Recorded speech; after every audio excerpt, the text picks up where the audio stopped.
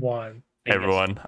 Before we start the show today, I just wanna have a brief moment for a beloved public figure who has been taken from us via assassination. Duncanville has been canceled by Fox. You freaking... Oh, this is what happens when you friggin' merge studios. You destroy creative integrity. And we lose things that we were supposed to have. We were supposed to hold on to this. Do you know how long The Simpsons has gone on? Duncanville. If you didn't know, Duncanville is like one of the few primetime Fox shows that has gone longer than like 2 seasons. So it's on this channel. It's supposed to be, all right. It's supposed to be you either last 2 seasons or you go on forever. We were supposed to have that, but like this is why they just cut it short. I mean, like we're not gonna notice. I mean, Homer Simpson is a healthy man. Duncan, God bless him, he had that cocaine addiction. Oh, What? No, he. and the dad was divorced. Just like Bluey. No, none of that happened in Bluey or Duncanville. We're not kidding, by the way. Everyone thinks this is a bit. This is true. This actually got, like, they got rid. The Duncanville's ending. His head was splattered on the pavement. Yeah. It was aired. Thankfully, we do have, via Mike Scully, he's informed us that we do have a few Hulu exclusive bonus episodes coming throughout the summer. So, you know, I hope that'll sort of mend the wounds a bit. What kind of epic stories do you think we can expect from Duncanville's Hulu exclusive? Like, you think it's gonna be more like, you know, a little less PC, you know, because they're on Hulu, so they don't have to worry about the censorship. You know, we're gonna see a little bit more about like hardcore Duncan. You think? More willing to upset the libs. Well, you know, you Duncaneers know there's a few plot threads. You know, there's a few things that all of us have been waiting to see, and they've been teasing us. I have a feeling we're about to get our sweet release here. We're about to get peak fiction. Yeah, I won't give anything. I won't give stuff away, but you know, I think all our questions will be answered. And more? No, just okay. those. Hey everyone, welcome to Ready to Start the Podcast. The internet's #1 favorite Duncanville podcast. I'm Ryan Ribbity. Who else is here? Duncan isn't. Yeah. Can we bring on Jing right now? Who? Whatever. What do you mean who? Jing? From Duncanville. Is that only 5? Yes. Oh, okay. Why do you want me to put her on screen? Just put that little picture of her, just so she can be here with us. Okay. Who are you? Do you want to say your name to the audience? I'm Seep. If you're watching this stream, you look on the screen right there. It's SEAP. This is what Seep sounds like. That's me. Rosa, are you there? Yeah. You want to you have to introduce yourself. Introduction. Don't just stand there. Introduce me. Hi. That was for the Duncaneers. Oh shoot. I have never watched an episode of Duncanville. That's not true. We gotta change that. Yeah. No. Duncaneers, sound off in the chat. No. Yes. Do you guys like that I kind of made her like the T, like how Gru is like in the logo Despicable Me? You can still see some of the T. Her hair is the T. Yeah. Wings. I like that. Yeah, you like it. You like it. Oh yeah. You should flip her horizontally and put her on the other T at the end of start. Good idea. Because that one's bendier. So there's like 4 T's. That you'd need 4 Jings. No, I mean just the one at the end of start, because that's the only one that's bendy. Oh, okay, I got Bendy and the Ink Machine featuring Friday Night fucking Boyfriend in Squid Games with Among Us. No, it's only featuring only 5. Mario. Oh. Rosa, were you gonna say something? No, not really. Oh, Okay. I don't think I have anything to talk about this week. Nothing happened. That's not true. You have so much. Who's our guest actually? Real quick before we get distracted even more. Hi, I'm Amanda. I'm Emma Wyland from Twitter, and I'm gonna find one of the pieces. I don't know which one, but evidently a pirate. Arg, me A robot hearties. pirate. Ironic, the last time Amanda was here, I was a robot. That's Holy true. fuck. Yeah, it's lore. The parallels, This the is Yeah. foreshadowing. this is the first podcast ever with themes. They took your teeth. What? Did he take your teeth, Amanda? What? Did you Did he fix your take your teeth? teeth? Oh yeah, sure. That's why I was a robot last time. They took my teeth.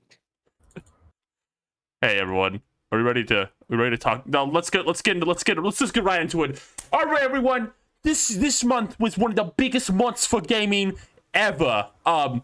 There was E3 better never than late edition. Summer Games Fest, Future Games Showcase, PlayStation State of Play, Nintendo's Partner Direct, and one of the craziest months for gaming ever. Announcement after announcement. Last of Us remake coming out soon. What were you guys excited for at the Summer Games Fest? Is that your impression of like a UK rapper? What's No, that? it's like I'm like a gaming YouTuber who like knows who knows okay. all about the Switch Pro rumors. They're not coming quite yet, guys. Keep your head held high for the Switch Pro. It's coming any day now. No, so I heard there was supposed to be a Switch Pro coming out, but instead what they really said was Switch probably gonna be another few years, right? That's why James Corden, like on stage talking about the Nintendo Switch. There you go. There's our comedy corner for the week.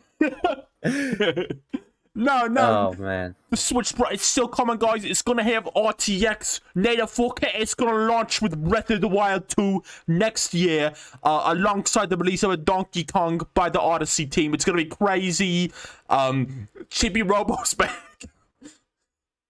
What, wasn't Summer Games Fest Jeff? What? Why is he British? No, this is like the YouTuber talking about Summer Games Fest. Oh, Come on, Amanda, get freaking with it. Are you like paying attention right I now? don't even know the accent. I'm too scared. That's a clear, like, you know, British I'm scared of- island. I'm scared of Britishes. Hello, it's me, a British YouTuber. Today we have so much news to cover. This is not good. We're rusty. What do you mean? It's been like a month since we did one of That's these. true. I don't know. Was there gaming? What even happened What? this Summer Games Fest? You know, I don't even remember at this point. Didn't that happen? Didn't that already happen when we did the last episode? No, that was afterwards. It A bit didn't? afterwards, yeah. Okay, so I didn't watch any of that. I No, did not watch a second. Okay, of here's any of that. here's what I'm gonna do. Yeah. Here's what I'm gonna do. I'm gonna scroll through the show. I'm gonna say the game and slightly describe it, and you just say yes or no. Okay. All right. Guile Street Fighter.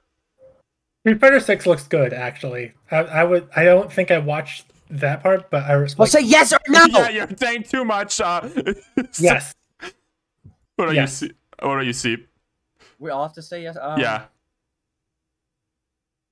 Yes. Rosa, what about you? Guile Street Fighter, yes or no? Yes. Wait, Okay. no, I thought we were just Street Fighter 6. Fuck Guile. Really? Um. Can we start over? Yeah. Okay. Sure. Guile Street Fighter 6, yes or no?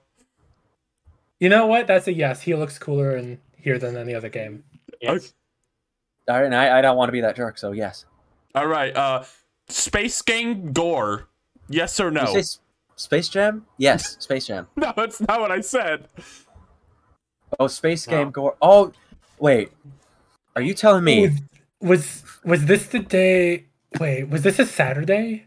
This Summer Games Fest? Yeah. I don't know. No, was this a Saturday? Like, because I think this was one I was out literally all day for, Oh, and came back to people like, no, this oh, one. there's too many space games with gore. No, wait, no. Are you telling me, Ryan? Are you telling me that they announced a game where you play as a space marine on a marooned planet, and you have to like shoot the bad guys on the planet and manage resources on this new planet? That's just Lightyear. Procedurally generated terrain. Rose, are you All implying, of this on screen is explorable terrain.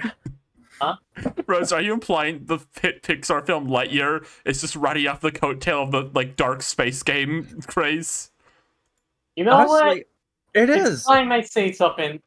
I mean, like, out of range, I guess. Okay. Yes, it is. Yeah, I'm gonna agree with that. All right. That's actually pretty apt. Do you think people are gonna get tired of space soon? I think they already are. We need to Yeah, change our well- theme. We need to go back to Earth right now. Oh gosh, we are a space episode. We need to be earthbound. Yeah, I mean, no, people like funny space. Right. Okay. I have Yeah, seen, yeah, yeah. I have seen 3 good space stuff. Where are they? Really? Yeah, tell me. They're all Star Twinkle Breaker. Okay. Well, I noticed you didn't include Lloyd in Space in your list. Ooh. Lloyd Lloyd in in Space. Who's that? It's me, Lloyd. I'm in middle school. Hey, Now, see, it's hard being an alien in middle school. See, I have to ask, do you actually know what Lloyd sounds like, or are you just doing your default 10-year-old boy voice? That's just. Didn't we do that bit on the show where he asked me what he sounds like, and I just said like, Hey, it's me. I'm Lloyd in space in middle school. Okay. that's probably what he sounds like. Tell me that's not what he sounds Lloyd like. in Space sounds like a show Ryan made. No! You know what? No! I did not make Lloyd in Space up. I didn't just know like- this Spy Family Guy got his own prequel show.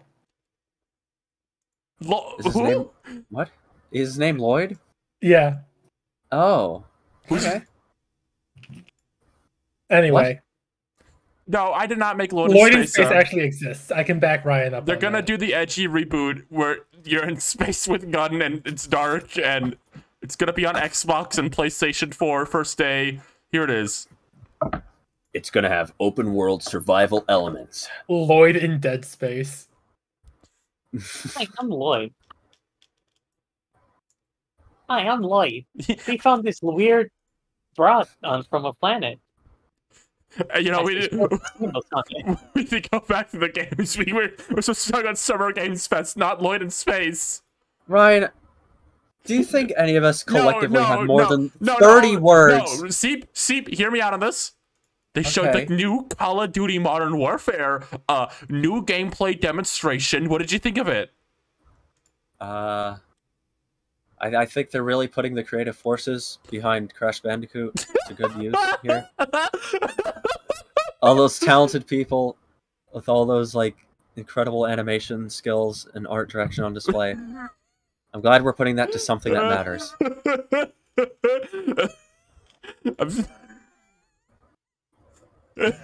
Yeah.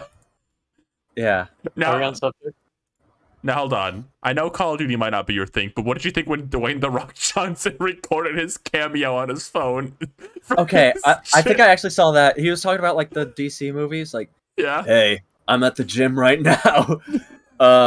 Just wanted to say that make sure you watch my movie and game on. And Yeah. he drinking soda or whatever. I don't know. I don't think that was definitely like his phone buzzed and he was like, "Oh crap, I got to do that right." And he quickly like he filmed that and emailed it, and then went back to like bench presses. Do you think that happens with every celebrity who, like, when they asked Jim Carrey to record something for the Game Awards, he was like, "Oh shit, Yeah, that's all the I can't equivalent. But imagine when it's much more. it's the equivalent of when the irate gamer says like the guy from RoboCop is going to be in the new episode of Irate Gamer where he reviews the NES game, and what it really is like a 10-second video of them going like, "Hey, what's up, Irate Gamer? It's- Awesome, keep on the gaming." It's the fucking Mega 64 fucking DBZ video where Hideo Kojima and fucking AVGN show up to power the Spirit Bomb. Oh, Did that happen? That, Yeah, they that did. I'm not joking. There's like a shit ton of cameos. You know, I feel like it's so hilarious that Mega 64 managed to get like so many like video game creators, like what's his name, Hideki Kamiya, to like actually like take part in videos in like some substantial way. I think it's absurdly funny in hindsight. Nintendo collabed with those guys to make videos. It's really funny. Like, My God, they did. Remember when he took control of Reggie? they did. Yeah. Holy shit. Man, That was the Soul era. I think people need to stop acting like the Wii U was the Soul era. It was the Mega 64 was carrying Nintendo's videos era. that was also when they did the Robot Chicken thing. They did. Right. I'm like really Man. impressed that he allowed Rocket to like enter and register his ass. It's all because of the Paper Mario guy that we don't get those anymore. Tanabe went up to Franco from Mega 64 and asked him to leave. Yes. Okay, you know, back on the games though, you know, because I just know you guys were so hyped for all of them. What did you think of Marvel game with Evil Hulk at end? They showed Evil Hulk? Yeah, Finally? Marvel game? Yeah, Evil Hulk was there. Evil Hulk? Evil Hulk was there. Evil They Hulk. finally revealed Evil Hulk? They did. Evil Hulk was in it. Is he clean? Did Evil Hulk come on screen and he like pounded his fist and he's like, huh, this is gonna be fun. And then it cut to black. No, if only. He didn't talk. He just like made noises. He was like, Mario. Did he say Okay. evil, is it Evil Hulk in time? If only. That's not even the Hulk's catchphrase. It's There was- clobbering time. There's a trailer for Cuphead right here. I don't, you know, everyone knows Cuphead's good. I don't think we need to say anything about that. The game's I out. guess not. That game's out now. Yeah, just play it if you want to know Yeah, about you- it, I guess. Do I have to say anything about how good Cuphead is? Like, I haven't even played the DLC yet. I know Cuphead's good. I see the I final think that- boss. It's got the best I think animation that's- ever. That's pretty safe common knowledge, I think. Have I told the story when like the Game Awards was happening late last year and the Cuphead segment started? I like literally thought to myself like, this is too cute for this like to be at this show. This needs to be like somewhere else. This can't be at the Game Awards. You're tainting my beautiful game. It was so funny from like day one when it was like revealed because it's Xbox and it was Yeah. like revealed alongside like car game of 20 whatever. I love card It was game. always that like disparity. Yes. Speaking of car game, do we got any new car games? No, we'll get there. We'll get there. Talk about- I have something for Rosa. Rosa, I know you're a huge Genshin Impact player. Oh, no. She's muted. She can't even reply. She had a bug. Defenseless. Rosa found a bug. There's a bug in the spacecraft right now that we've been trying to find. Rosa found it. I'm gonna wait till Rosa gets back to my hilarious joke I was gonna do. Why don't we talk about car games while she's going? Because I'm scrolling through. We haven't got the car game yet. We gotta talk about. Just skip to it and then we'll go back. No, we have So to it go. naturally we have flows to with the go- conversation. We have to go in What? order. It's a completely arbitrary order. No. Talk That's about what we're Hamster talking and about. Gretel. No, they showed the quarry. What do you think of the quarry? We can't go through every single thing on that list. What did you think of the quarry? I don't know what the fuck that is. It's a game about there's some old people and they're in the woods. Oh. I don't. Can we I just skip? think it should stop trying to be movies. Hold on, wait. Thank you. What did you guys think of? Hold on, I'm scrolling through. This game looks. What do you think of? Now, let's get into some discussion here, real quick. What did you guys think of the Last of Us remake? Do you think it's time to get a remake for that kind of game, or do you think we I should think wait a games bit should longer? I think games should stop trying to be movies. You know, first when I first heard about it, I wasn't sure on the idea, but seeing it in action, I gotta say, I'm pretty hyped. Yeah, I wasn't fully sold. Yeah, I think a lot of people online are saying it's too soon for a remake like this, and it's not much of an upgrade. But when you see it in screenshots, it doesn't seem like much. But when you see it in action, you really see the differences. This was a great use of resources for this team. I'm glad they're making it. Oh yeah, totally. I mean, when you don't see it in action, it really doesn't do it justice. Yeah. Where's Ryan and Seep? Where'd they go? I agree. When you see The Last of Us remake in action, you might not think of it much of it at first, but you really get a hand out with the vision Naughty Dog always had for the games. When you really Holy crap! Yeah. I mean, you really don't realize how good it looks till you have it up on your 4K monitor. Yeah. You're telling me when I played The Last of Us last year, I was like, whoa, this game looks outdated. And, you know, not to disagree with everyone online, just to seem different, but I think a remake's doing this game justice. I'm glad that they finally gave this game the remake treatment. And scene! Thank you. Jesus Christ. That was like my Tamagotchi life. Put all the sliders all the way in one direction voice. I'm here for you. Yeah. No, that was good. Go on. +2. I think Rose is still muted, so I can't ask her about the game. Yeah. Well, you know, there's still plenty of other things we could talk about. I love that video game graphics has reached a point where it's like, you know, I'm sure if I buy the right monitor, this will look impressive to me. Oh, hi, Rosa, you're back. Oh, yes. I wanted to ask you about something real quick. You're a huge Genshin Impact fan, right?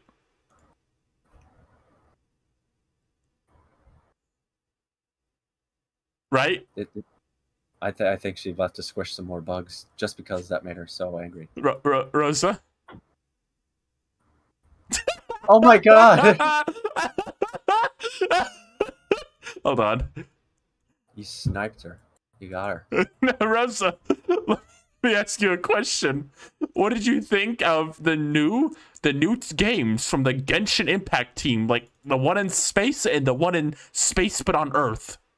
I never heard about those. All right, good job, everyone. Thanks for coming to our Summer Games Fest discussion with Jeff Keighley. We really did a good job covering it. I hope we remain your #1 source for all video game news, but that wasn't all that happened this month. You know, Xbox and Bethesda had their showcase too. Lots of exciting game reviews. You know what this whole bit is that we're doing right now, where we like just go through all the games, even though we don't care. What? You ever see that Germa stream where someone in chat told him to stop pretending like he cared? He's just gonna play Fart Simulator 3. Yeah. That's us right now. Yeah. Yeah. I didn't even watch a second of any of the presentations, just cause, you know. Yeah, what's in it for me? You know, what's in it for me? If it don't got the E3 brand, then I'm not interested. Well, hold on. See, aren't Persona 5's coming to Xbox? This is huge. This is huge news for Tyler in the back. Tyler? Who's Tyler? He's a Persona 5 fan, and he loves Persona, and he thinks Persona is for everyone. And when they announced Joker for Smash, Works at Monsters Inc. he works at Monsters Inc. Yeah, when they announced Joker for Smash, It's just been a really bad. I'm laughing at the worst jokes possible. Stream. You're on your like Z game today. Yeah, I'm on I'm on my like negative Z game today. Not BC. You have looped right back around. What's the name of any of the characters from like Monsters at Work, like Duncan or whatever? Like, there's Tyler, there's Andy, right? There's a guy named Andy, right? Is there a guy named Andy in that show? Yeah, sure, whatever. What was the name of Evil Mike? He was Monster Andy. Let's just talk about the Nintendo one. You know, it's just not even pretend. Wait. Let's stop We should pretending. discuss. Do you think Genshin is gonna have a crossover with the Chinese Rabbids game? Yeah, I think so. The rabbits will look beautiful in that style. All right. Yeah. So, yeah. Nintendo announced so many games that they're not working on this year. Let's see. Does anyone here care about Bomberman? No. Okay, well, there's a new one. All right. Does it have voice acting and 60 frames per second gameplay. Can I say something about Mega Man Battle Network real quick? Yeah. I've always been an outsider to these like games and like franchise. They made so many of those, didn't they? Mm-hmm. I think there's like 6. In my mind, there was like 2 of them, right? And then that trailer comes like, this collection includes 10 games. I'm like, they made so... There's more of these than there are Smurfs in the Smurf Village. There's more of those than Mega Man X. Yeah, they've made so many Mega Men's. I can't keep up with that. What is Battle Network even about? For that title, I've never played it. I think it's like alternate universe where everyone's like computer programs instead of robots, and you go into like computer world. Is it like an RPG? Yeah. Okay. I'm sorry, Mario fans, but it's an RPG. Yeah, everyone. I'm sorry. No, I think Paper Mario fans would be fine with it because it's also got like unique style that's not just, I don't know, menus or whatever. I don't know. It's got a cool style. I've been meaning to play it for like ever. Amanda, you're missing a big point. Does it have Scrimblow Bimblows we can attach ourselves to in it? Yeah, hold on, let me grab one. Okay. Just grab my Bimblow. What did you all think of the Pac-Man World Repack remake? They took his wife. I can't believe it. They gendered the noses. That was actually... I actually really liked that. Because I've been wanting to play... I've been kind of interested in the first Pac-Man world. Because, I don't know, it just always looked fun to me. And I never really played any of those games. So now I have a way to play them that I'll actually use, you know? I want to say about this remake visually. I kind of like that. How do I word this without sounding like an absolute idiot? I feel like when a lot of remakes happen of old games, they kind of lose something in the process, right? Like it's like, okay, we gotta have 4K and RTX in these games. And I feel like in that process, the Crash remakes tend to be the ones I go to in my mind about those. Like I think those lost a lot of the original artistic integrity, not integrity. But like nuance of the original one. I kind of like that this Pac-Man remake isn't the best looking game in the world. It kind of goes for more like modernizing what was already there a bit more than anything. There's a lot of charm to like doing what you can in like console limitations at the time, and pretty much nowadays, like the games being remade have like outlived like the limitations. Yeah. Like what was Pac-Man World on? What console? That was like PS1. Yeah. Yeah, a PS1 game being remade today is not going to have limitations. Right. So there's a temptation to like just go nuts with the lighting and the fur and stuff. Really fucking like pretty it up. Yeah. No, I like that it's a bit not the best looking game in the world. That makes sense. Yeah. I like how colorful it is. I feel like sometimes it's easy to lose color when you crank up the graphics, just because like a lot of times games will sort of go for like realism in the lighting and whatnot. Yeah. And sometimes it does muddy things a bit. So I really like when a game is just really just bright and vibrant, and just looks just the colors. You know, I like it. I like how it looks. I like how the character models are. I don't mind like the redesigns as much as some people probably do.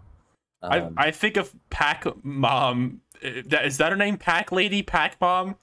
She's Pac Mom. If she had a nose, I probably wouldn't mind her as much. I think I would like her a bit more if she had a funny cartoon nose of some sort.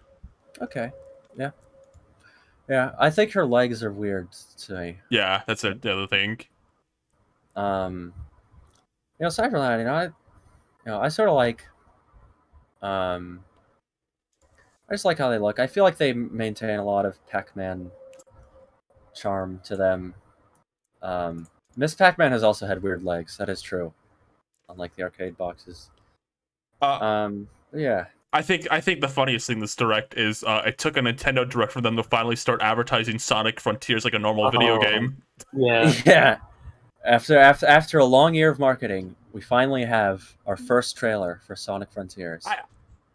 we talked about this last time. I cannot fathom what the process was for like deciding how to advertise this game the way they did. Like, all right, here's your first gameplay footage of an IGN employee walking around slowly in a field.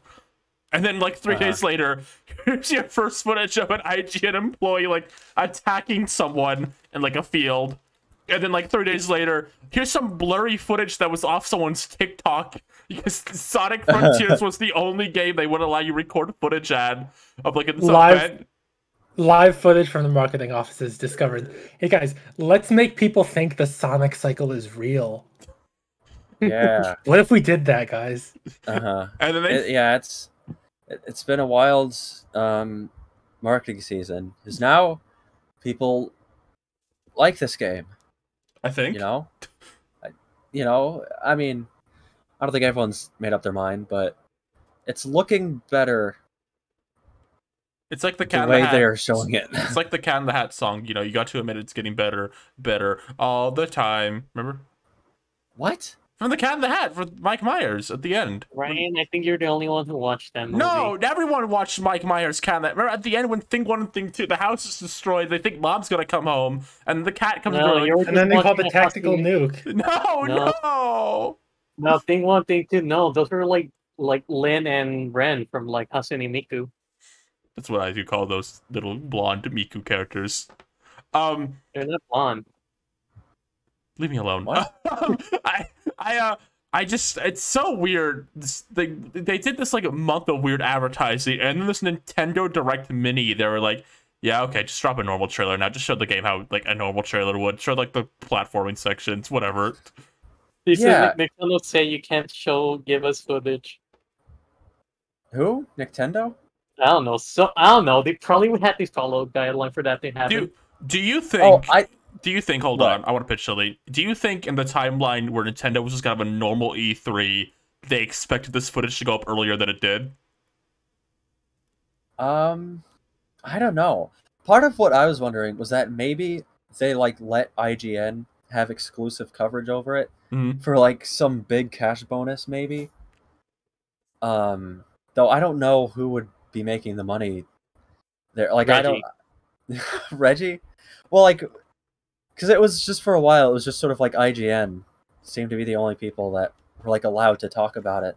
Mm-hmm. And they had this like big embargo for everyone else to like talk about certain things about the game until like the Nintendo Direct. I really, it's bizarre though. It is bizarre. I think years from now, when like Sega employees at the time of now are allowed to talk about those games like behind the scene, we're gonna learn a lot of weird shit about advertising. Yeah, I hope we do. I just want to know what the process was. I mean, did they not realize? Maybe they just assumed. This game is such a weird marketing cycle. I think they're just assuming people are going to be like more impressed with like just the bare minimum information for some reason than they actually ended up being. Because like for a while, like they weren't even showing gameplay at all. No. Of this game. Like the first trailer they showed of it was just a little like cinematic that didn't even have a title or anything. So I guess they just expect that people would just be really hyped over nothing. Yeah. There was something that wasn't in the trailers though still. We have confirmation Big the Cat is in this game. Yes. Wait, yes. we do? I actually didn't know that. Yeah. I'm really happy about that. Sega released like a press release with a bit more information, like story stuff, and we know for a fact that Big the Cat in this game is in this game, and it'll teach Sonic how to fish. I'm really happy about that. That's great. Finally, good fishing mechanics. It's gonna be really funny if like none of the other like, because I think not a lot of the extended cast is gonna be in this game. That's kind of my prediction. I think we'll be seeing like Sonic, Amy, Tails, Knuckles, and Eggman, and that's it really. And then Big the Cat will be the one outlier, which will be really funny. Yeah, he just ended up in cyberspace somehow. What if they just added like some random big color character? Mighty the. I was thinking Mighty the Armadillo, but that's not funny. No, they gotta. Beam the Dynamite. Marine. I was gonna say they're gonna bring back Marine the Raccoon. Yeah. They're gonna bring back Heavy and Bomb. Bong? Yeah. No! Happy and Bong? Shut Bing and Bong! up. Heroes of the universe. I like how you weren't even making like a drugs joke. You're making a joke about the baby cartoon. Tiny Planets. From like 2004. This is what I meant. Or, like before we started the show, I was like, I'm scared of what like phrases that comprise like 75% of your vocabulary from cartoons I've never watched. No, Bing and Bong are badass. When I was like 4, I wanted to live in their house. They're like, and when you're like 20, whatever, do you still want to live in their house? I want to live in Bing and Bong's like big cylinder house where they get launched every day. To another. Why? Why not? Why don't you? I don't want to. Why don't you want to live in Bing house, bro? Come on. Can we get a big bong on screen? Yeah, we get a picture of a big bong on screen. Divorce. Alright. Divorce. Put that on your counter. I know you're counting. I think as someone, I think as a very casual Sonic fan who will probably play Sonic Forces and like it. I think I'll Sonic Forces. Yeah, I mean, I'm not gonna lie. If I played Sonic Forces, I'd probably think it's all right. I play Sonic Forces and I love the dress up. I think I'll end up having a pretty okay time with Sonic Frontiers no matter what happens. I think no matter what happens with Sonic Frontiers, it's gonna have the vibes of like an early 2000s, like 2010 Sonic game, and I think that'll be fun. Right. Like, some of that, like, people have picked up, it has a lot of the energy of, like, the storybook games, in terms of its, like, plot. The villain is a little demon child girl. I mean, that's what it's all about for, like, 2010 Sonic stuff. Just, like, kind of weird stuff like that, I think is fun. Yeah, I'm interested in the story. Crazy little sister. It's his sister. Vector will say that. It's It's crazy sister, Sonic. What if Vector's in this game? I'll be so excited if he is. What would he do? He needs to collect Vector coins. He gotta trade them. Sonic, if you collect some of my special Vector coins, I'll teach you some of my You know moves. What? Yeah. Vector's a detective, right? Ooh. And they say that this game's story is supposed to be mysterious. So what if like Sonic's just there's computers in it to find. There's a cyberspace. So what if Sonic's like, this mystery is so tricky, I can't piece it together. Looks like I'll need a little help. And he just pulls out his iPhone and he calls Vector. That's why they put Vector and only Vector in Sonic Boom. It was foreshadowing. That's why they also put Vector and only Vector into Sonic All-Stars Racing. Oh yeah, that's true, I guess. You think Vector kissed a man? I think he could. Vector! If I found the right guy. Kissed a man. Vector loves who he loves. I love who I love. Yuji Naka's gonna say that on Twitter, and they're gonna put that on Wikipedia. A list of LGBT characters. So there was a bit of a fear that all the levels, like the kind of 2D, not 2D, the linear levels, quote unquote, were all just going to be reused from Sonic Generations. And it looks like there's going to be a few. Green Hill Zone is there, and Chemical Plant Zone is back. Chemical Plant? Hold on. No. You're not telling me that we get to play a Sonic game in the modern day where you're blasting through the nostalgic pipeworks of Chemical Plant Zone? No. I hate Chemical Romance Zone. Hold on. What's wrong with you? Yeah, Why still need Chemical Romance? I can't do this anymore. I'm leaving. I'll come for my paycheck in the morning. No. Did she just leave? Oh. She'll be back. She always is. I need. No, Steve, go on. Tell me more about Chemical Plant. What do you like about it?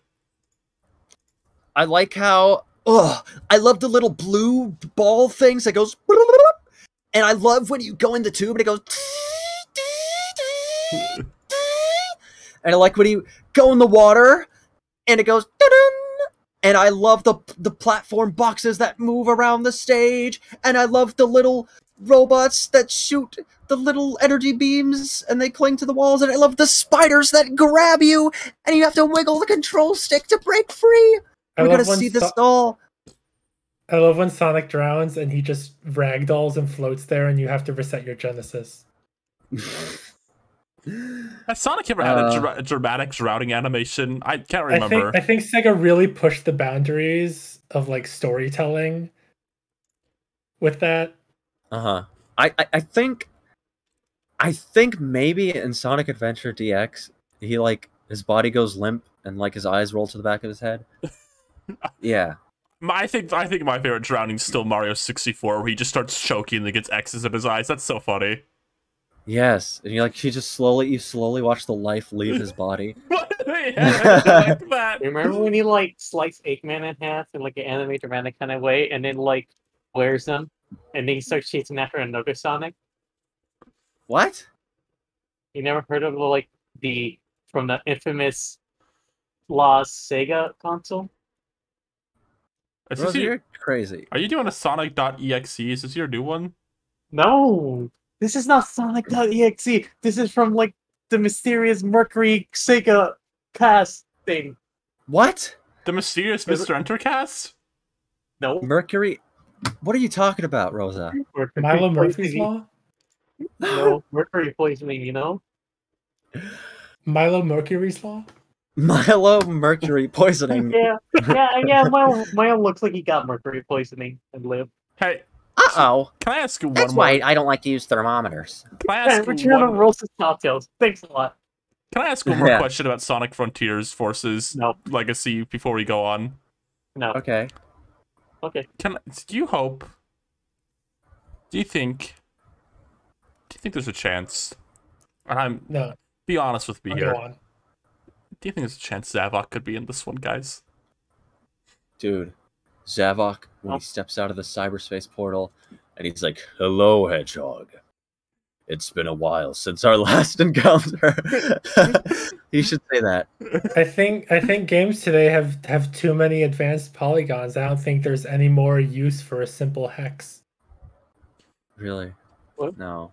I think Zavok. No, imagine Zavok coming out of the portal with mist, and Sonic's like, "Who is that?" Dun, dun, and then his heart rate increases, and he starts having like a panic attack, and it's like it's taken really seriously. It's like, no, I thought I got rid of him. Imagine Zavok being used to power scale the new villain and like being crushed with like realistic blood. You mean the new villain getting crushed? No, I don't. The I don't mean strongest that. character of all.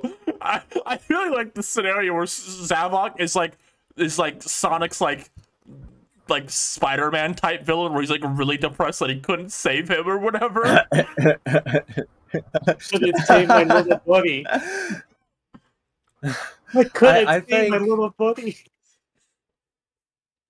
What was I gonna say? I wanted to say something about Zavok desperately. I tried to fix you, Zavok. I tried. You wouldn't let me. Why? Is he like some sort of dog? Zavok is like the ultimate baddie. But then when you gotta fix him? When you gotta take him to the bed? I'm really upset. I had like a really funny Zavok joke and I lost it. This is like my worst nightmare. Rosa, haven't you tried getting your Zavok joke? Rosa, haven't you tried to fix worse? And I'm not gonna say more. Whoa.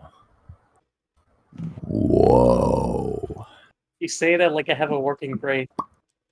I do not remember. Fucking, it was a joke about fucking Precure Wolf guy. I like how Sonic Front. That's how I went. Jesus. What? Oh, what? Speaking of, go on, see. Talking about Sonic Frontiers, I like how there was a sort of a build up with like, so like I think people have known about like the cyberspace levels since this game was like announced, because it was in like a leak from like 2 years ago or something. Yeah. And most of the stuff in that, I think by now, pretty much everything in that like has been revealed. Yeah. But like people knew about these like linear stages that were going to be in the game, and they were just waiting for them to be shown off, while like Sega was just waffling around, dropping like IGN videos of Sonic walking around with like no commentary. and no context. And then like people started like taking snapshots of like the Summer Game Fest like show floor thing, where like Sega tried to like they got like potted plants and like bushes, and they were trying to like block all the screens so people wouldn't take pictures of it. But basically, rumors started rumbling that like all the stages would be reused from past games, and it kind of looked like that was the case. So I think it's kind of it was kind of funny that like when they revealed it, they made sure like they showed Green Hill, but I think they also kind of knew like we got to make sure like people don't think it's just reused stages. So they did show a new one. I think it looks pretty cool. It's the highway. It's like the highway with like these like time lapse like cars going by. Mm-hmm. It's all crazy, and I think that stuff looks cool. I think I'd be fine with them like reusing assets if they at least try to use them in like creative ways they weren't really utilized in their original games, you know? So they should make like a Red Hill Zone instead of Green Hill Zone? I mean, at least blood. From Zavok's blood. Yeah. He's a healthy boy. He's got a lot of blood. Isn't that just Sonic.exe? I don't know. This is like the it is actually second time you've referenced it in my presence. I haven't read that shit. Like that. That's like basically our generation. Yeah, but there's a lot of things that were our generation that I'm still out of the loop on. Mm-hmm. Like Bing and Bong. Hey, dude, what if they had a Green Hill stage? I was gonna say about that fucking like Fall Guy you put up, Ryan. What? The Fall Guy. What about him? Which one is that? That's you don't even know. That's Bing. Oh my god. everyone's no. 7th favorite search engine. No, it's Bing. I know it's Bing. All Fall Guys are Bing. Bing is older and much larger than Bong. It's Bing. He's Bing. I thought Bong was like some sort of dog. I thought that was that dog bug Rosa tried to crush. What? Hey, I thought that was that bug hold on. earlier in the podcast. I'm putting a T on the conversation. We get derailed anymore. No more Sonic Frontiers. I need to talk about the next game that was right afterwards. I need to talk about Disney Dreamlight Valley right now. No, you don't. Yes, I do. No, you don't. This is a game where I can meet all my favorite Disney character. Ursula, Donald, Buzz Lightyear, and more in this new game coming to Nintendo Switch. How many times are they going to reveal that freaking game? I feel like I've seen that game 12 times in Nintendo Direct before. And I know it's not the same one every time. But, like, it's the same one, right?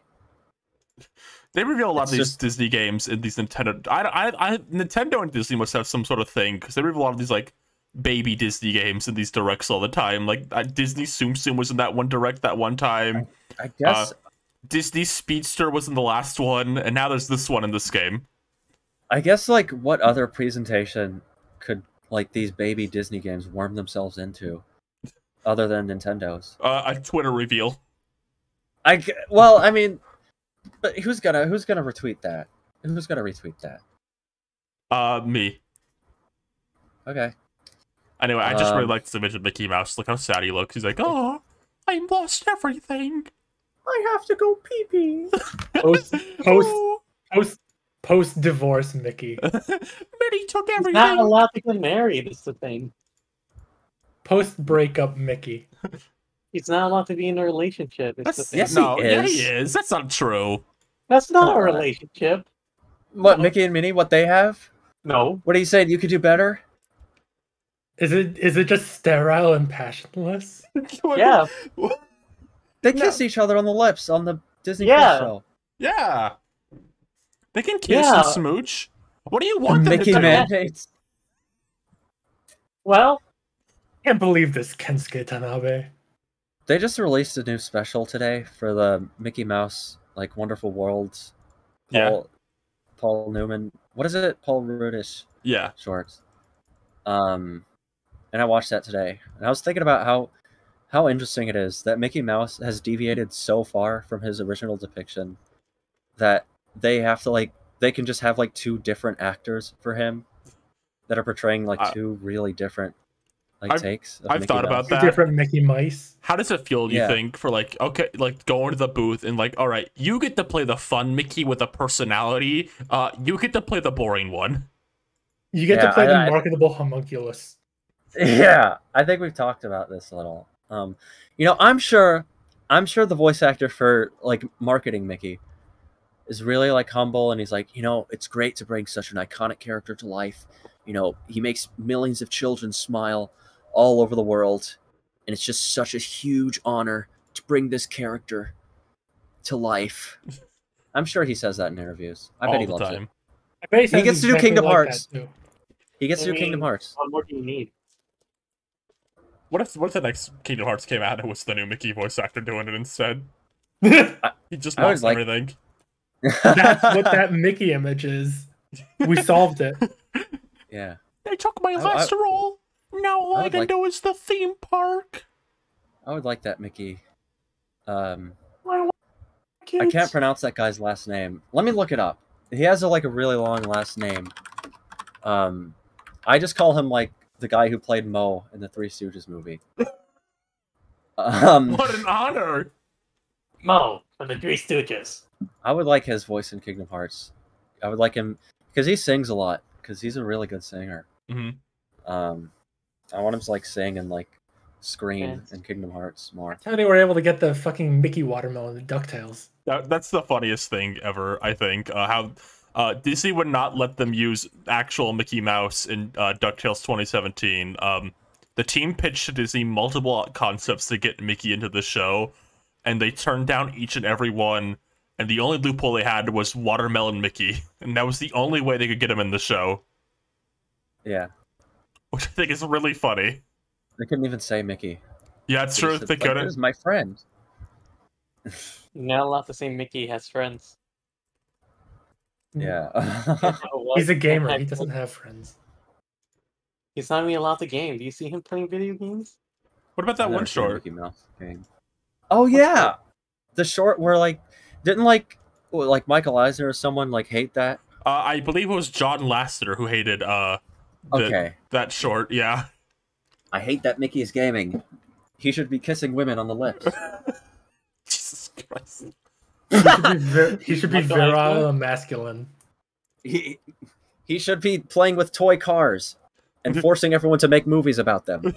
He should be getting sad about being left behind by the current generation. He should prelude the new Studio Ghibli movie on DVD and talk about how beautiful it is. Why isn't Mickey Mouse doing that? Why is he gaming? He should be going to church every Sunday. Why isn't he doing that? Anyway, when this nation could have a God-fearing mouse, like Elmer Fudd. There was one more big announcement in the Nintendo Direct. What did you all think? What did you all think when that horrific little Persona cat came on screen and started talking to you? I didn't watch the Direct. I didn't know that happened. I just kept cleaning my room. Are you a fucking Tomodachi Life voice? No, that's what. My ankle's broken. Cause the Persona cat isn't the Persona cat voiced by the little naked child in Fire Emblem? I don't know. That's true, right? We're talking about the same cat, like the Persona cat, who's the mascot little kitty. Looking cool, Joker. Yes. Looking cringe, Joker. The green naked Fire Emblem thing. Stop describing her like that. That's what she is. That's all. The homunculus. Whenever I don't see her name in my head. Every time I think of her, it's fucking Sothis. Yes, the I one know who was that's in her Miles' name, trailer. but I just think of she's just disgusting. Anyway, I've never played Persona. I just thought it was very funny when that little VTuber cat came on screen and started moving its rotoscoped body around. That's not the word.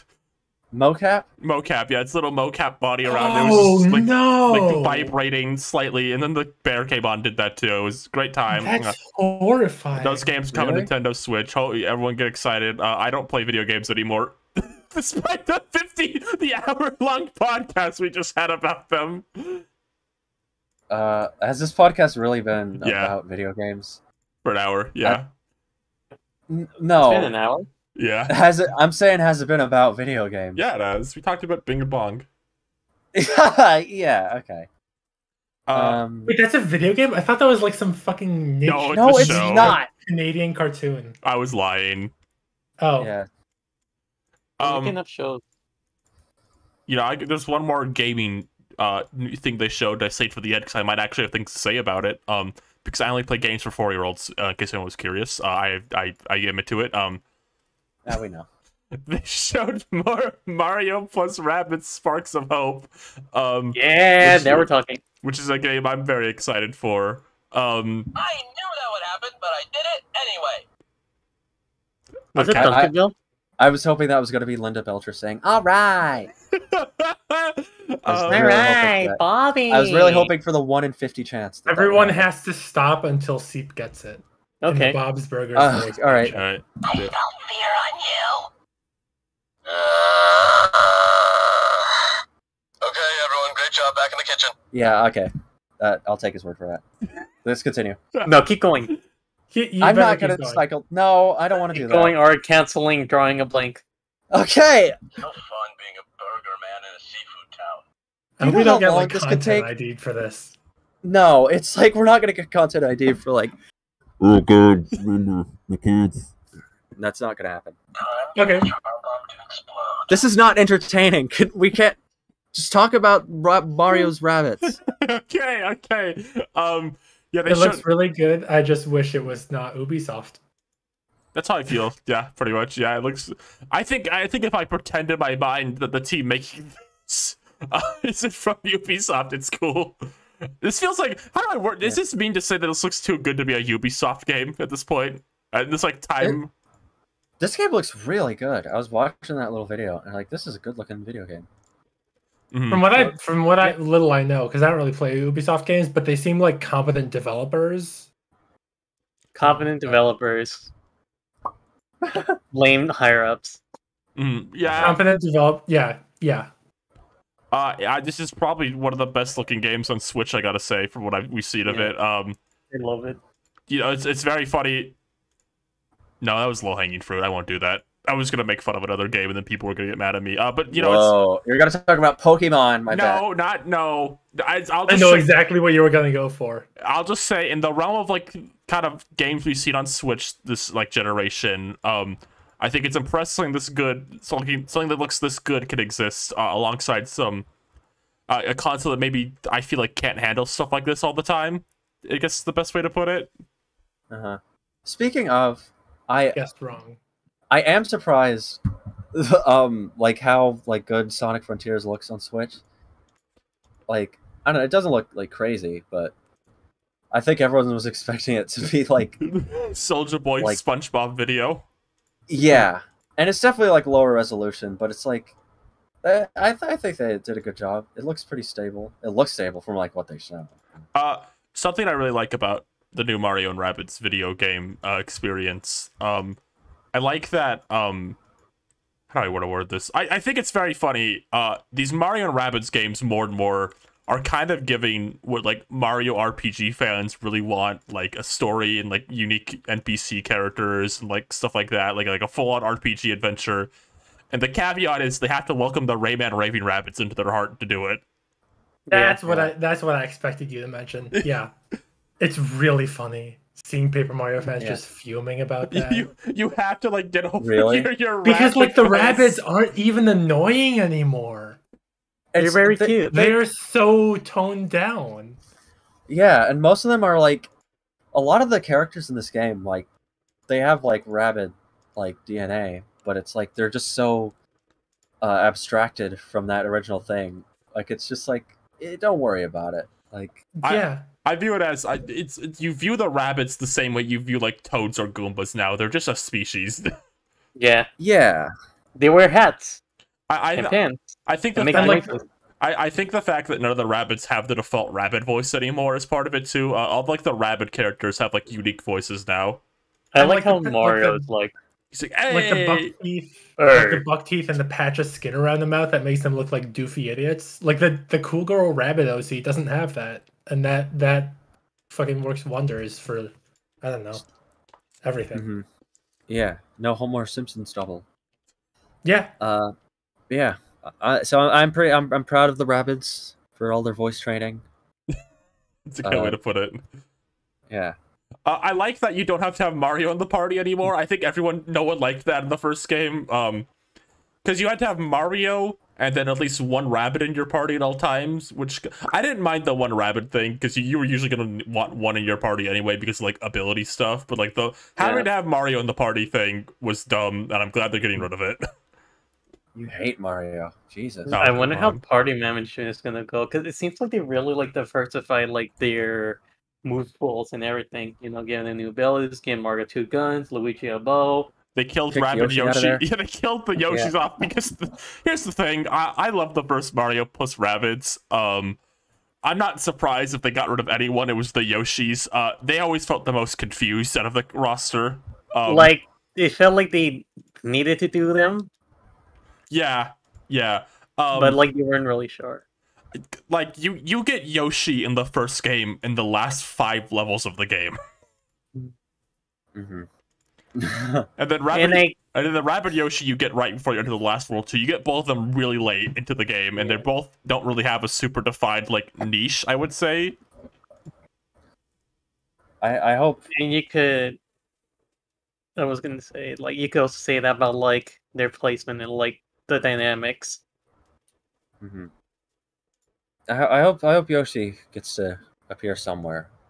You know, just so I'm a little worried about him. You know. No, they said in an interview he's on vacation. Really? He's on the train on his way home to his wife. No. That's what you. No, that's. They said in an interview. Someone asked, "Hey, we noticed Yoshi's weren't in this game." Like, oh, they're on vacation in this game. They're tired. No, really? Yeah. They're on a nice farm. They have lots of space to run. No, they're not dead. They're on vacation. Okay, yeah, all right. You think they'll also make DLC for this game? You know, like a new. They already confirmed that. Yeah, they're gonna do that. What do you think it's gonna be? Do you think they'll do like another like how there's Rabbid like a Yoshi's Island? One? I think do you think it'll be like that? I think it'll be equivalent to like the Donkey Kong one, where it's like a set of new characters mostly. It's gonna Wario and Waluigi. My thought is gonna be it's gonna be something involving Wario and Waluigi.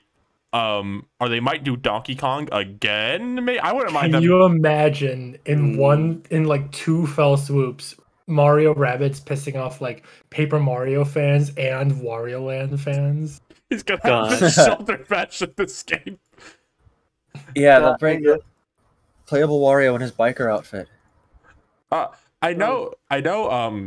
But one of the directors of this game mentioned wanting to put Daisy in at one point on Twitter or something, and she's not in this game yet. Maybe they'll do like a Daisy DLC or something. We're gonna see. We'll finally see Sausage Land again. Sausage Land. That's my favorite land. I have a bold take. I think. People are asking like where regular Rosalina is because like she has to be in this game because Rabbid Rosalina is. But I'm gonna have a bold take. What about Cranky? I was gonna say I don't think she's guaranteed to be in this game actually. Because Rabbid Cranky, Rabbid Wario, and Rabbid Waluigi, none of their like equivalents appear in the game at all.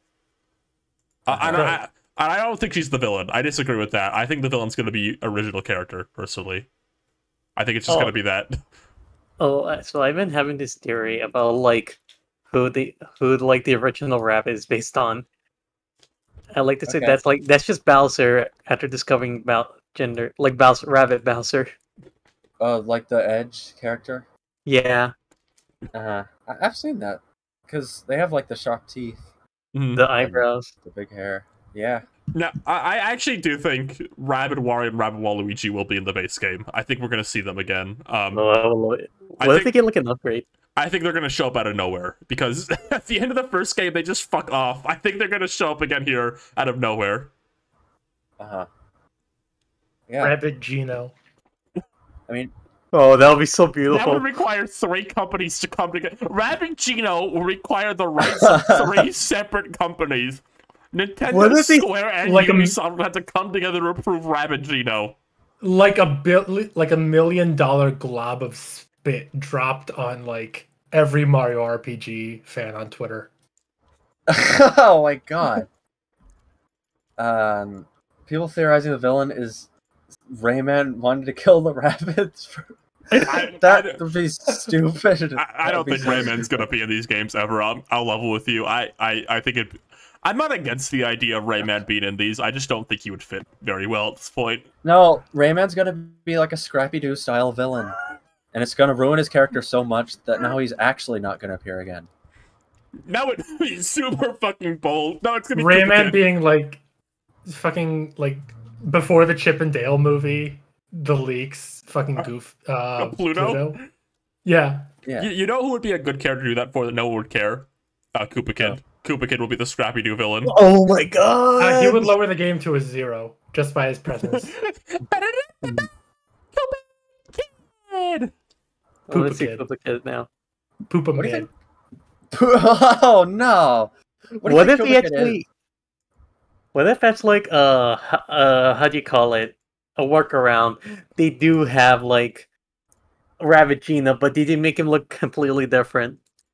Different, like familiar to look like Gino, like just like a wooden puppet marionette rabbit.